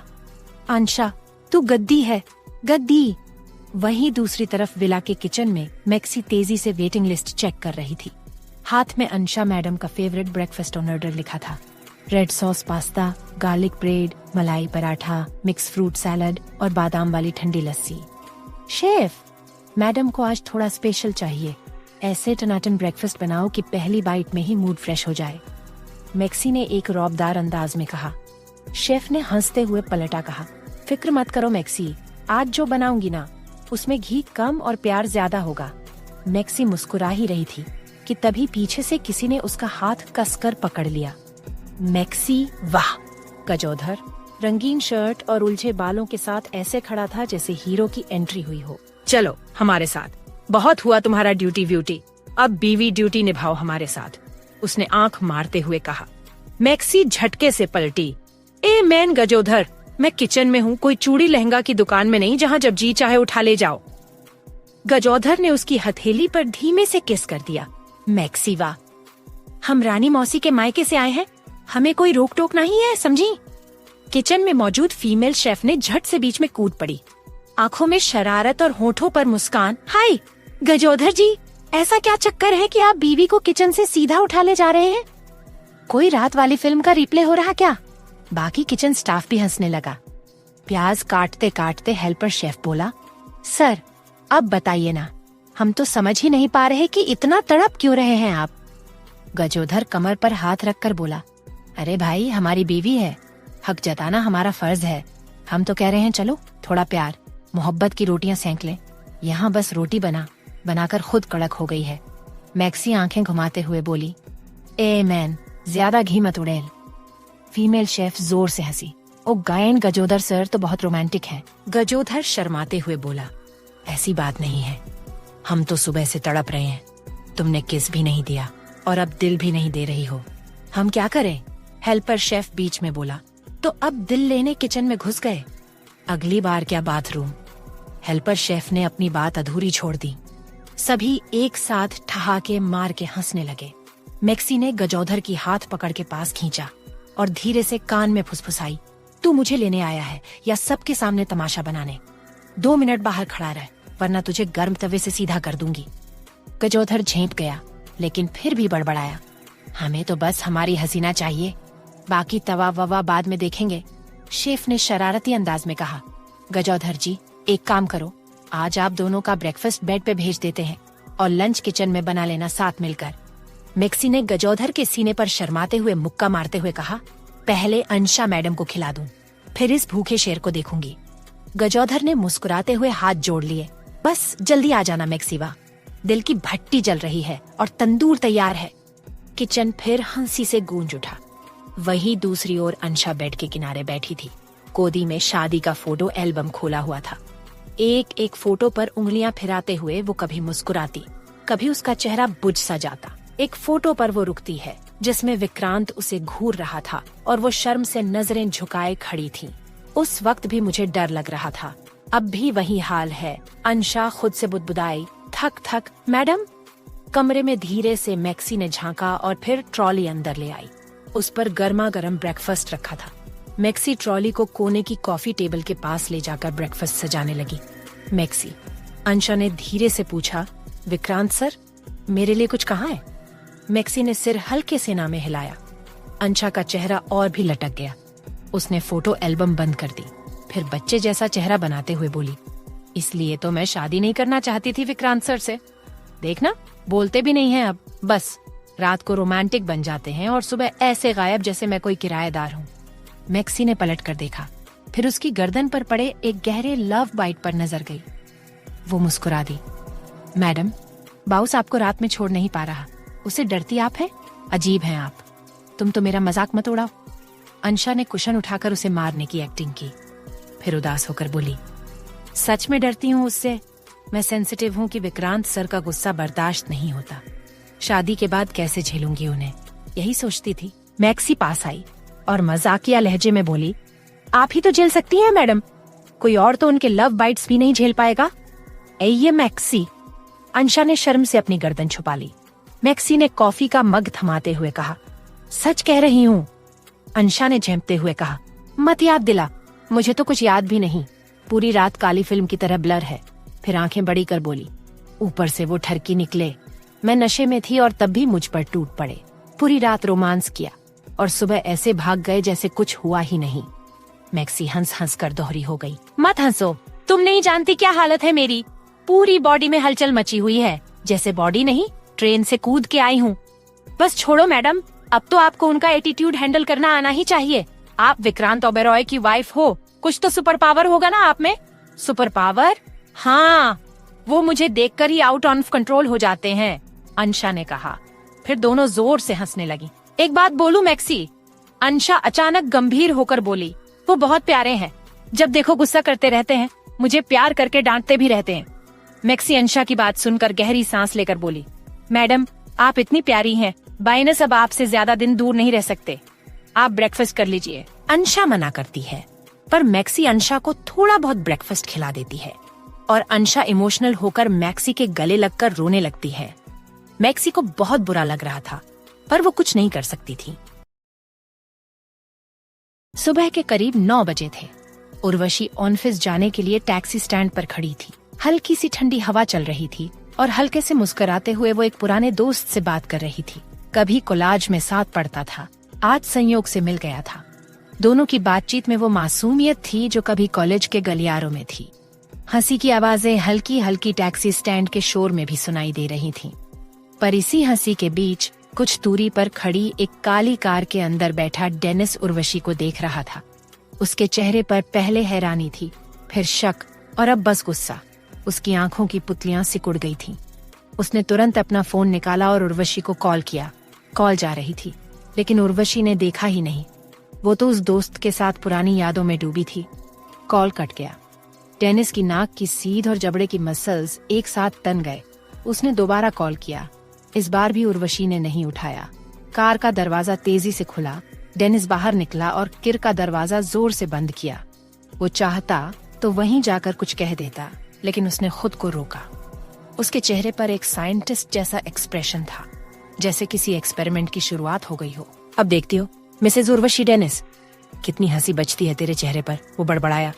डेनिस अपनी कार में बैठकर ऑफिस के लिए निकल गया। उर्वशी भी अपने दोस्त से बात करके टैक्सी लेकर निकल गई। उसी शाम उर्वशी अपने होटल की लॉबी में बैठी थी। थकी हुई थी, लेकिन चेहरे पर सुकून था। तभी होटल की क्लीनिंग टीम का सुपरवाइजर आया। मैम, स्वीट नंबर 1301 में कोई स्पेशल अरेंजमेंट है, आप देख लें। उर्वशी चौंकी। मुझे तो कोई जानकारी नहीं, सुपरवाइजर बोला। डायरेक्ट सर के ऑफिस से ऑर्डर आया है, कोई स्पेशल गेस्ट है। उर्वशी लिफ्ट से ऊपर गई। जैसे ही कमरे का दरवाजा खोला, कमरे में चारों तरफ लाइट्स डिम थीं और वॉल्स पर प्रोजेक्टर से एक वीडियो चल रहा था। उसी टैक्सी स्टैंड का फुटेज, जहां उर्वशी अपने दोस्त से बात कर रही थी। उर्वशी के चेहरे का रंग उड़ गया। वीडियो में झूम किया गया था। उसकी हंसी, उसके हाव भाव, सब किसी ने रिकॉर्ड किया था। तभी स्पीकर पर डेनिस की आवाज गूंजी। अच्छा लग रहा है ना, किसी और के साथ हंसते हुए। उर्वशी ने तुरंत रिमोट उठाकर प्रोजेक्टर बंद किया। गुस्से और डर से उसकी आंखों में आंसू थे। उर्वशी कुछ देर तक यूं ही खड़ी रहती है और फिर गुस्से में डेनिस को फोन करती है, पर डेनिस फोन रिसीव नहीं करता। उर्वशी समझ रही थी ये सब डेनिस उसको परेशान करने के लिए कर रहा था। वही शाम के वक्त कॉलेज की छुट्टी के बाद जैसे ही कैंपस की घंटी बजी, नीति, मधु, मिनी और विकी ने बिना कुछ खाए पिए सीधा टैक्सी पकड़ी और फिर से पहुंच गए ओबेरॉय इंडस्ट्री। वो ओबेरॉय इंडस्ट्री के बड़ा से मेन गेट के सामने खड़े थे। इस बार मिनी के पास फूलों का बुके था। मधु ने एक छोटी सी सॉरी कार्ड बनाया है। नीति के पास मोबाइल में कुछ फोटो वीडियो थे, अंशा की काइनलेस की मस्ती वाले। और विकी इस बार भी उसी स्टाइल में बालों में हाथ फेरता हुआ, पर चेहरे पर थोड़ी टेंशन में खड़ा था। विकी धीरे से बाकी तीनों से कहा, पक्का बोल रहा हूँ यार, इस बार भी ना घुसने दिया ना तो अगली बार ओबेरॉय इंडस्ट्री के ऑफिस के बाहर धरना देंगे, फुल तंबू कनाट टाइप। नीति विकी को घूरते हुए बोली, हम धरना देंगे और वो अंदर एसी में बैठे वाइन पियेंगे। आज हमें विक्रांत जी को इमोशनली हिला देना है। मधु उम्मीद से आवाज में कहा, बस सिक्योरिटी गार्ड अंकल थोड़ा पिघल जाएं। गेट के पास वही सिक्योरिटी गार्ड आज भी खड़ा था। वही रौब, वही मूछें और वही रटा रटाया जवाब। सिक्योरिटी गार्ड ने हाथ नचाते हुए कहा, फिर से तुम लोग अब की बार फूल और कार्ड भी ले आए हो? क्या समझे हो ये ऑफिस है या कोई रेस्टोरेंट? मिनी प्यारी सी मुस्कान के साथ कहा, अंकल दिल जीतने का हर तरीका अपनाना पड़ता है, हम भी हार मानने वालों में से नहीं। सिक्योरिटी गार्ड गर्दन तिरछी करके कहा, और मैं भी अपनी ड्यूटी में ढीला नहीं पड़ता। बोले तो बिना परमिशन एंट्री बंद। विकी गुस्से में पैर पटकते हुए कहा, किस्मत भी देखो यार, इस ऑफिस की लेडी बैंड्स के हम बेस्ट फ्रेंड हैं और हमें ही अंदर जाने की इजाजत नहीं, घोर कलयुग।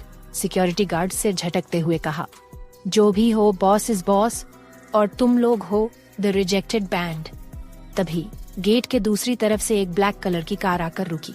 उसमें से डेनिस उतरा, सूट बूट में, गॉगल्स निकालते हुए, हाथ में लैपटॉप बैग।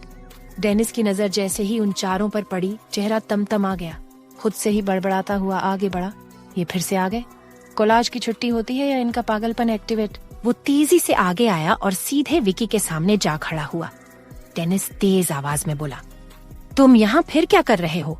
क्या कमी छोड़ रखी है तुम्हारी दी ने मेरी जिंदगी बर्बाद करने में, कि तुम मेरे दोस्त के पीछे लग गाँव हो? विकी थोड़ा झिझकते हुए बोला, जीजू मतलब डेनिस सर, हम सिर्फ अंशा के लिए।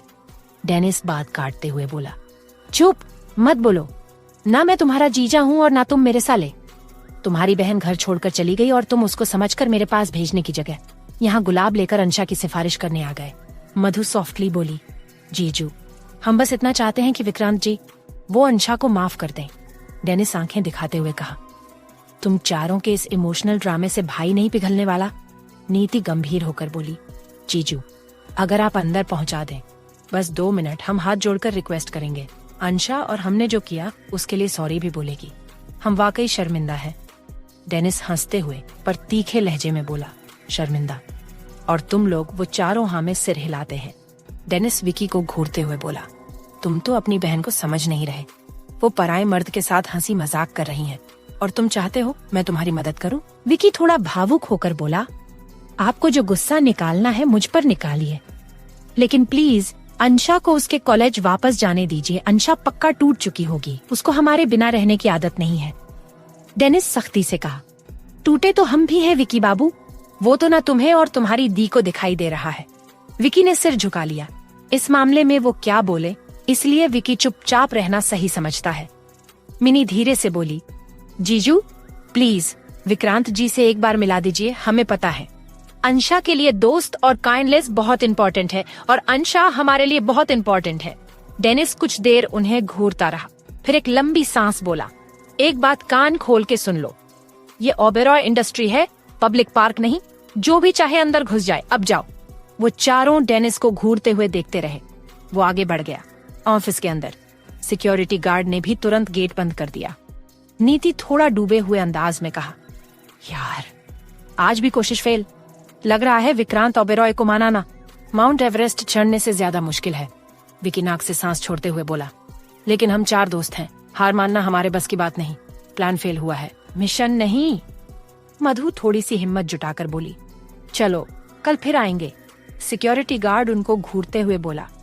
कल आए तो पुलिस से पकड़वा दूंगा, अब जाओ। वो चारों चेहरा लटकाकर वहां से निकल जाते हैं। वही ओबेरॉय विला की घड़ी रात के 12 बजा चुकी थी। सारा स्टाफ अपने अपने कमरे में था। पूरा विला सन्नाटा ओढ़े नींद में डूबा था, लेकिन बालकनी में एक ही जगह पर रोशनी जल रही थी, जहां झूले पर बैठी अंशा किताब खोले बैठी थी, पर आंखें पन्नों पर नहीं, उस गेट पर थीं, जिससे उसके क्रूएल किंग के आने की उम्मीद थी। अंशा धीरे धीरे खुद से बड़बड़ाते हुए बोली। आज तो आपको रोक कर रहूंगी मिस्टर ठंडिल। आपसे पूछूंगी, आखिर आपके पास दिल है भी या सिर्फ स्टोन लेकर घूमते हो? उसने डिनर नहीं किया था। काइनफी टेबल पर खाना ठंडा पड़ा था, लेकिन वो हटी नहीं। ब्लैंकेट ओढ़कर बस वहीं बैठी रही। ठंडी हवा से आंखें नम हो रही थीं और शरीर थक चुका था। धीरे धीरे उसकी पलकें भारी होने लगी। किताब हाथ से सरक गई और वो झूले पर ही मासूम बच्चे की तरह सिमट कर सो गई। वही रात 2 बजे विक्रांत की कार विला के अंदर एंटर करती है। वो थका हुआ, आंखों में सन्नाटा, वही क्रूर चेहरा।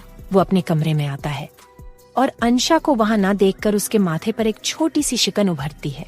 विक्रांत धीरे खुद से ही बोला, कहाँ गई ये लड़की? वो बालकनी की तरफ बढ़ता है और जैसे ही वो दरवाजा खोलता है, ठंडी हवा के साथ उसकी नजर झूले पर पड़ती है। वहां उसकी चुलबुली अंशा नींद में सिमटी हुई, बाल बिखरे, होंठ थोड़े खुले हुए, जैसे कोई टेडी बियर सो रहा हो। कुछ सेकंड्स के लिए विक्रांत के चेहरे पर भावहीनता की जगह हल्की सी नरमी आ गई, लेकिन वो खुद भी नहीं समझता कि उस एक पल ने उसे भीतर से कितना झकझोर दिया। वो बिना कुछ कहे चुपचाप झूले के पास जाता है, झुकता है और बेहद सावधानी से उसे अपनी गोद में उठा लेता है। अंशा हल्के में कुछ बड़बड़ाती है। हब्बी, आप आ गए क्या? विक्रांत चुप। वो बिना कुछ बोले उसे अपने कमरे में लाकर बेड पर सुला देता है। अच्छे से ब्लैंकेट ओढ़ाता है, एक नजर उसके चेहरे पर डालता है और फिर बाथरूम में चला जाता है।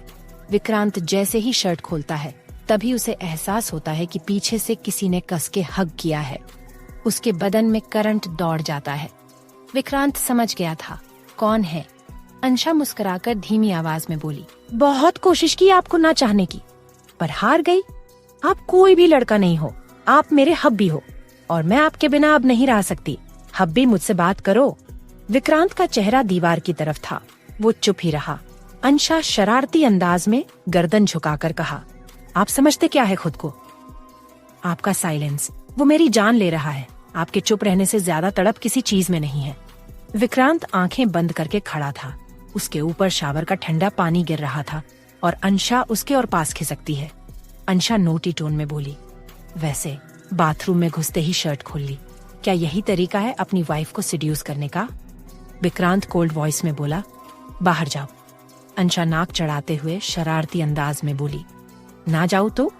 विक्रांत उसे अपने से अलग करता है, पर उसकी पकड़ कमजोर थी। अंशा फिर से पास आती है। अंशा अचानक ही रोने लगती है। आप डांट लो, चिल्ला लो, लेकिन प्लीज चुप मत रहो। जब आप बोलते नहीं तो मेरी सारी शरारतें रोने लगती हैं। विक्रांत की आंखें कुछ पल के लिए झपकती हैं, लेकिन चेहरा फिर से सख्त। वो घूरता है उसे और कोल्ड वॉइस में बोला, कितना नाटक करेगी? अंशा हैरानी से बोली, नाटक नहीं है ये। आप इग्नोर करने के बाद भी मैं आपसे बात करने आई हूँ। ये देख, दिल अभी भी धड़क रहा है, बस आपके लिए। वो विक्रांत की हथेली उठाकर अपने सीने पर रख देती है। विक्रांत जरा झुंझलाकर बोला, तुम्हारे ये नखरे, तुम्हारे ये बातें, ये मेरे जैसे इंसान के लिए नहीं बनी अंशा शर्मा। अंशा तुरंत बोल पड़ती, तो मुझे भी अपनी तरह बना लो, पत्थर। लेकिन पहले एक बार तो बता कि क्या चाहते हैं आप मुझसे? विक्रांत चुप। उसकी आंखें कुछ कहती हैं, पर वो जुबां पर नहीं लाता। अंशा आंसू सफा करते हुए बोली, आप बोलते क्यों नहीं अब्बी? चुप रहकर सजा मत दो, प्लीज कुछ तो कह दे, चाहे डांट दो, पर साइलेंस मत रहो। इसने मेरी नींदें छीन ली हैं। विक्रांत उसे देखता है कुछ देर तक, फिर वो धीरे से उसका चेहरा अपने हाथों में लेता है, लेकिन कुछ नहीं कहता। अंशा उसके सीने पर सिर रख देती है और धीरे धीरे उसकी पकड़ मजबूत हो जाती है। अंशा क्यूट तरीके से रोते हुए बोली, अगर आज भी आप नहीं मानने ना तो मैं चली जाऊंगी। अंशा की बात सुनकर विक्रांत की पकड़ उसकी कमर पर कस जाती है और वो अंशा के ऊपर झुककर खतरनाक अंदाज में बोला, ये कोशिश भी मत करना, वरना जिसके पास जाओगी तुम्हारे जाने से पहले उसकी लाश बेच दूंगा। विक्रांत की बात सुनकर अंशा कांप गई। अंशा रोते हुए बाथरूम से बाहर आ गई थी। कुछ देर बाद विक्रांत कमर पर टॉवल लेपटकर बाहर आता है और बेड के पास आकर खड़ा हो जाता है। अंशा ठीक उसके सामने। उसकी आंखों में शिकवा था, नाराजगी थी और कुछ ऐसा भी जो कहे बिना बहुत कुछ कह जाता था।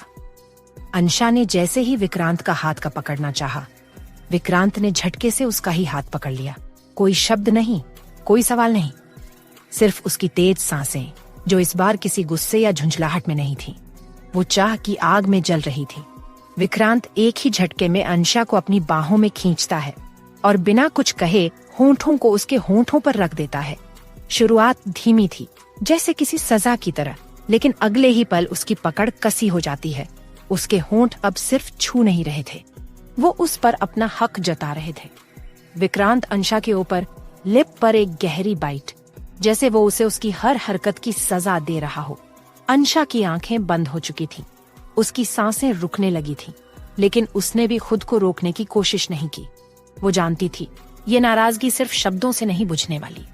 विक्रांत के हाथ अब उसकी कमर पर कस चुके थे। वो उसे खुद में समेट रहा था, जैसे कोई गम के साथ प्यार भी घोल दे। उसके होंठ अब उसकी गर्दन तक पहुंच चुके थे। वहां एक और बाइट, थोड़ी गहरी। अंशा के होंठों से हल्की सी सिसकी निकलती है, लेकिन विक्रांत नहीं रुका। वो आज कुछ भी सुनने के मूड में नहीं था। वो उसकी कंधे की स्ट्रैप को धीरे से सरकाता है। होंठ वहीं रुकते हैं, फिर गर्दन के पीछे तक जाते हैं। हर एक बाइट में एक गुस्सा था, एक पागलपन और एक तड़प। अंशा की उंगलियां अब उसके बालों में उलझ चुकी थी। वो भी अब खुद को रोक नहीं पा रही थी। उसकी सांसें तेज हो चुकी थीं, दिल जैसे पागलों की तरह धड़क रहा था। विक्रांत ने उसे बेड पर धकेला, पर बड़ी नरमी से, जैसे वो उसे सजा दे भी रहा था और बचा भी रहा था। वो उसके ऊपर झुकता है, एक हाथ उसके चेहरे पर, दूसरा कमर के नीचे, और अब वो उसे नजरों से पीने लगा था। उसके होंठ अब फिर से अंशा के होंठों पर थे, इस बार ज्यादा गहरे, ज्यादा पागलपन से भरे हुए। वो अब उस पर पूरी तरह हावी था। बाइट्स की लकीर अब उसके कॉलर बोन से नीचे तक खींच चुकी थी। हर एक टच में एक शिकायत थी, हर एक छूने में एक नशा। विक्रांत उसकी सांसों के साथ खेल रहा था और अंशा उसकी उंगलियों के साथ। बेड पर चादरें उलझ रही थीं, तकिए इधर उधर गिर चुके थे, लेकिन किसी को परवाह नहीं थी। इस वक्त सिर्फ एक तड़प बोल रही थी, एक ऐसी चाह जो नाराजगी के नीचे से फूट कर आई थी। विक्रांत का चेहरा अब अंशा के बेहद करीब था।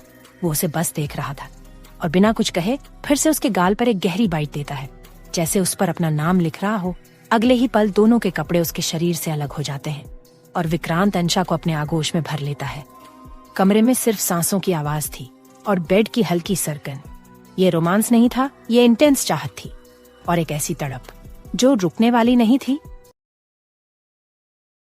अंशा की आंखें धीरे धीरे खुली। सुबह की हल्की धूप पर्दे के झरोखों से उसके चेहरे पर पड़ रही थी। उसने नींद में करवट ली और जैसे ही उठने की कोशिश की, उसके चेहरे पर दर्द की शिकन सी उभर आई। आउच, वो धीमे से बोली और खुद को देखा। उसके शरीर पर विक्रांत की ओवरसाइज ब्लैक शर्ट थी, जो उस पर नाइट ड्रेस से भी ज्यादा कंफर्टेबल लग रही थी, लेकिन उसकी बॉडी जगह जगह हल्का सा पेन कर रही थी। उसने अपने पेट पर हाथ रखा और मुंह बनाते हुए तकिए में मुंह छुपा लिया। ये हब्बी का गुस्सा है या कोई मिलिट्री ट्रेनिंग? अंशा मुंह फुलाकर बोली। रोमांस कर लेते हैं, वो भी टॉर्चर टाइप, पर मुझसे एक शब्द भी नहीं बोलते, बात तक नहीं करते, बस आंखों से सजा, होठों से हक और बाइट्स से प्रॉपर्टी मार्किंग। वाह रे दुनिया के सबसे जिद्दी हस्बैंड। वो धीरे से उठकर बैठी और जैसे तैसे बेड से खड़ी हुई, फिर अपना चेहरा ड्रेसिंग टेबल के शीशे में देखा। गर्दन पर ढेर सारे बाइट मार्क दिख रहे थे। अंशा फिर से बुदबुदाई, आप तो वाकई क्रूएल लवर्स की कैटेगरी में आते हो मिस्टर ओबेरॉय। फिर कुछ सोचते हुए उसकी आंखों में चमक आ गई। पर अब नहीं, आज या तो विक्रांत सर खुद मुझसे बात करेंगे या फिर मैं भूख हड़ताल पर जाऊंगी। खाना नहीं, पानी नहीं, बस आंखों में आंसू और दिल में अकड़। इतना कहकर उसने एक झटके में चादर फेंकी और बाथरूम की तरफ चली गई। अंदर से उसके बड़बड़ाने की आवाजें आती रहीं। अब मैं रोज ऐसे उठूंगी क्या? हर सुबह बाइट्स गिनते हुए? हद है, एक बार बात कर लो। लेकिन नहीं, हमारे मिस्टर ओबेरॉय को साइलेंट ट्रीटमेंट बहुत पसंद है। शॉवर के नीचे खड़ी अंशा अब थोड़ा फ्रेश महसूस कर रही थी। उसने बाल सुखाए, हल्के से रोल किए और फिर अपनी वार्डरोब खोली। तमाम ड्रेसों के बीच उसकी नजर एक पंच पिंक अम्ब्रेला सूट पर पड़ी। उसने मुस्कुराकर कहा, आज इसे पहनूंगी। रंग भी झगड़ालू है और स्टाइल भी बुलेट प्रूफ, और हब्बी को दिखाऊंगी कि आप चाहे जितना इग्नोर कर लो, मैं वाइफ हूँ, फैशन में भी और जिद में भी। कुछ ही देर में अंशा तैयार होकर नीचे आई। उसकी चूड़ियों की खनक पूरे विला में गूंज रही थी। उसने जल्दी से अपना हैंडबैग उठाया और बाहर निकली। ड्राइववे पर खड़ी विक्रांत की स्पोर्ट्स कार देखकर उसकी आंखों में शरारत आ गई।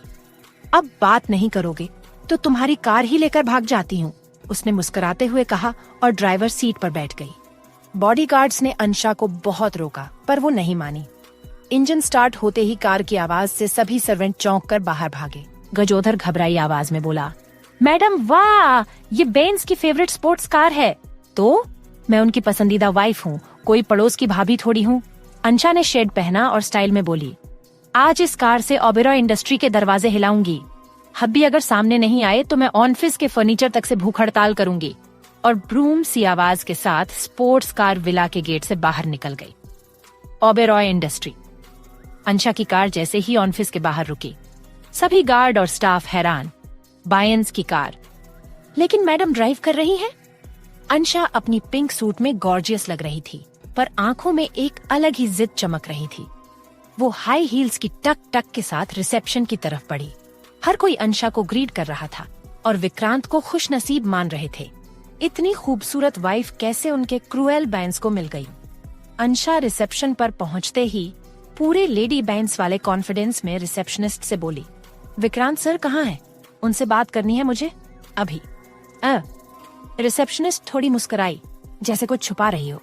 मैम, बॉस बहुत इंपॉर्टेंट मीटिंग में बिजी हैं, आप वेटिंग रूम में बैठ जाइए ना, वो थोड़ी देर में फ्री हो जाएंगे। अंशा ने उसकी आंखों में देखा। उस मुस्कुराहट में कुछ तो झूठ छुपा था और अंशा को ये बात समझते देर नहीं लगी। मीटिंग? उसने मन में सोचा, मुझे सब पता है और ये लोग भी खुल्लम खुल्ला झूठ बोल रहे हैं। कोई नहीं। अंशा ने एक लंबी सांस ली और फिर खुद को संयम से संभालते हुए सीधा स्टेप्स उठाए, विक्रांत की प्राइवेट लिफ्ट की ओर। रिसेप्शनिस्ट ने आंखें बड़ी की, जैसे मन ही मन डर गई हो, लेकिन उसे रोकने की हिम्मत किसी में नहीं थी। हर कदम के साथ अंशा के दिल की धड़कन तेज हो रही थी। अंशा लिफ्ट से सीधे टॉप फ्लोर पर पहुंची और सीधे विक्रांत के केबिन के सामने जाकर खड़ी हो गई। उसने बिना सोचे समझे हैंडल घुमाया और डोर खुलते ही उसकी सांसें जैसे वहीं थम गईं। विक्रांत की बाहों में एक लड़की थी, बेहद क्लोज, बिल्कुल उसके सीने से लगी हुई, और विक्रांत की पीठ अंशा की ओर थी। दोनों के बीच की नजदीकियां अंशा की आंखों में आंसू बनकर छलक गईं। अंशा के हाथ से उसका बैग गिरा और वो कांपती आवाज में बोल उठी, मेरा शक सही था।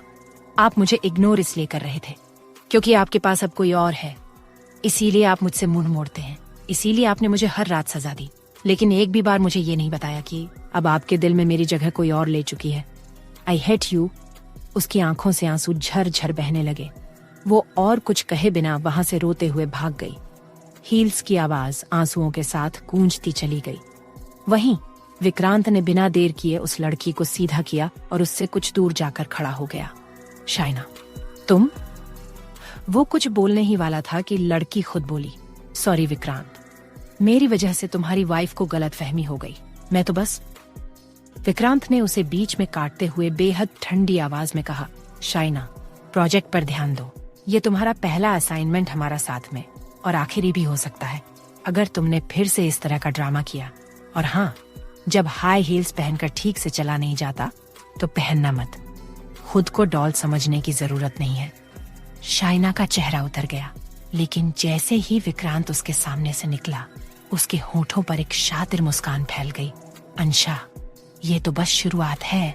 वो धीमे से बुदबुदाई, तुमने मुझसे मेरा विक्रांत छीना है, और अब देखो, मैं तुमसे तुम्हारा पूरा जहां छीनूंगी। तुम्हारा नाम, तुम्हारा जगह, तुम्हारा प्यार, सब कुछ। वहीं अंशा रोते हुए ऑफिस से बाहर निकल गई। उसके पीछे बॉडीगार्ड गए। अंशा भागते भागते एक रेस्टोरेंट पहुंच गई और एक खाली टेबल देखकर उस पर बैठ गई। उधर विक्रांत बॉडीगार्ड से अंशा की लोकेशन पूछता है तो उसे पता चलता है कि अंशा इस वक्त ऑफिस के पास ही के एक रेस्टोरेंट में है। विक्रांत भी तुरंत कार लेकर रेस्टोरेंट के लिए निकल जाता है। वहीं अंशा पूरा मेन्यू ऑर्डर कर देती है और रोते रोते छोले भटूरे खाते हुए एक बॉडीगार्ड से बोली, मेरी क्या गलती थी जो विक्रांत सर ने मुझे छोड़ दिया उस बुरे मुंह वाली लड़की के लिए। बॉडीगार्ड बेचारे चुपचाप अंशा की बात सुन रहे होते हैं। अंशा और जोर से रोती हुई बोली, बस मेरी इतनी सी गलती थी कि मैं बिना बताए अपने दोस्तों के साथ डिस्को में पार्टी करने चली गई थी। अंशा रोते रोते खाते भी जा रही थी और बड़बड़ भी कर रही थी। उसकी बातें सुनकर आसपास के लोग भी इकट्ठा होने लगे थे। एक लड़की अंशा से बोली, ब्रेकअप से पहले मेरे बॉयफ्रेंड ने भी बिल्कुल ऐसा ही किया था। अंशा उस लड़की की बात सुनकर रोते हुए कहती है, अब मैं क्या करूं? अगर विक्रांत सर ने मुझे छोड़ दिया तो मैं एक बार फिर से अकेली हो जाऊंगी। अब तो मुझे एक दिन भी अकेले रहने की आदत नहीं है। एक औरत अंशा से कहती है, अरे बेटी, अपने पति की शिकायत अपने माता पिता से कर, वो तेरे पति की अच्छे से खिंचाई करेंगे। अंशा रोते हुए जवाब देती है, मेरे मम्मी पापा अब इस दुनिया में नहीं है। रेस्टोरेंट में मौजूद लोग अपनी अपनी राय देकर अंशा को और डरा देते हैं। अब तो उसके रोते रोते आंखें भी सूज चुकी थीं। तभी एक लड़का अंशा से कहता है, अगर तुम्हारा पति तुम्हें छोड़ देगा तो मैं तुमसे शादी कर लूंगा। तुम्हारे जैसी अप्सरा को छोड़ने वाला आदमी तो पक्का पागल ही होगा। तभी बॉडीगार्ड रंजीत और जावेद ने आकर रेस्टोरेंट को खाली करवा दिया। विक्रांत रौब से चलता हुआ रेस्टोरेंट में एंटर हुआ और अंशा को रोते हुए मोमोज खाते हुए देखता है। अंशा जब विक्रांत को देखती है तो गुस्से में मुंह फेर कर बॉडीगार्ड रंजीत से कहती है, बॉडीगार्ड रंजीत, अपने बॉस से कह दो मुझे उनसे कोई बात नहीं करनी, और मैं इस जन्म में तुम्हारे बॉस का पीछा नहीं छोड़ने वाली। और हाँ, अपने बॉस से कह दो, अगर आज शाम तक मेरे बेबीज घर नहीं लौटे तो तुम्हारे बॉस की खैर नहीं। विक्रांत एक भौं उठाकर कोल्ड वॉइस में बोला, स्वीट हार्ट, क्या कहा? अंशा उसे इग्नोर करके जैसे ही कुर्सी से उठकर बाहर निकलने लगती है, विक्रांत उसका हाथ पकड़कर उसे अपनी तरफ खींच लेता है। अंशा सीधा विक्रांत की मस्कुलर चेस्ट से टकरा जाती है। विक्रांत एक हाथ उसकी पीठ पर रखता है और अंशा फिर से रोने लगती है और रोते हुए वो कहती है, हबी प्लीज मुझे माफ कर दो, मैं अब कभी आपकी बात नहीं टालूंगी। प्लीज बेबीज को घर वापस ले आओ, अब मैं आपके और बेबीज के बिना नहीं रह सकती। विक्रांत अंशा को बाहों में जकड़ते हुए कहता है, स्वीट हार्ट, आज एक बात अच्छे से अपने दिमाग में बिठा लो। विक्रांत ओबेरॉय के दिल पर राज करने वाली रानी सिर्फ तुम हो और हमेशा तुम ही रहोगी, और कभी खुद को अकेला मत कहना। फिर वो अंशा के होंठों पर हल्का सा किस करता है और उसे अपनी बाहों में उठाकर कार तक ले आता है। रंजीत कार का गेट खोलता है। विक्रांत अंशा को सीट पर प्यार से बैठा देता है और खुद उसके बगल में बैठ जाता है। विक्रांत ड्राइवर को विला चलने के लिए कहता है। ड्राइवर कार का पार्टीशन ओनन कर देता है। अंशा विक्रांत की गोद में बैठकर उसके सीने पर सिर रखकर कहती है, हबी प्लीज फिर कभी मुझसे इतना ज्यादा नाराज मत होना। विक्रांत उसके बालों पर किस करके कहता है, स्वीट हार्ट, अब ज्यादा मत सोचो, अब तुम सो जाओ। वैसे भी कल की रात मैंने तुम्हें बहुत थकाया था। विक्रांत की बात सुनकर अंशा अचानक शर्मा जाती है, फिर आंखें छोटी करके पूछती है, हबी, वो लड़की कौन थी? विक्रांत उसकी पीठ सहलाते हुए कहता है, वो मेरी और डेनिस की बचपन की दोस्त है, मोहिनी चाची की बहन की बेटी शाइना। वो मेरे साथ एक प्रोजेक्ट पर काम कर रही है। अंशा अपना चेहरा विक्रांत के सीने में रगड़ते हुए पूछती है, तो हबी, वो आपकी बाहों में क्या कर रही थी? विक्रांत उसे सीने से चिपकाते हुए कहता है, मेरी जालस स्वीट हार्ट, शाइना का पैर मुड़ गया था, वो गिरने वाली थी, मैंने उसे बस गिरने से बचाया था, कुछ और नहीं। फिर क्या था? विक्रांत उसके होठों पर अपने होंठ रखकर उसे सॉफ्ट किस करता है। जैसे ही दोनों विला पहुंचते हैं, अंशा अपने बेबीज को घर में खुशी से उछलते कूदते देखती है। वो दौड़कर उनके पास जाती है, पंजों के बल बैठकर तीनों को गले से लगा लेती है। वहीं दूसरी तरफ कॉलेज की लाइब्रेरी में पूरी शांति पसरी हुई थी। बीच में खड़ खड़ करते पंखे की आवाज और किताबों के पन्नों की पलटने की धीमी सरसराहट ही सुनाई दे रही थी। विकी, नीति और मधु एक ही टेबल पर सिर झुकाए अपनी अपनी किताबों में उलझे थे। तभी विकी की नजर एकदम से नीति पर पड़ी। वो चुपचाप अपने नोट्स देख रही थी, लेकिन उसकी आंखों से आंसू बह रहे थे। विकी का माथा सिकुड़ा। वो धीरे से बोला, नीति, तुम ठीक हो? रो क्यों रही हो यार? नीति ने कोई जवाब नहीं दिया। वो बस एक पल को सब कुछ समेटने की कोशिश करती रही, लेकिन आंखों से बहते आंसुओं ने उसकी हालत बयां कर दी। वो अचानक उठी और लाइब्रेरी से बाहर चली गई। मधु और विकी एक दूसरे को देखे बिना नहीं रह सके। चल,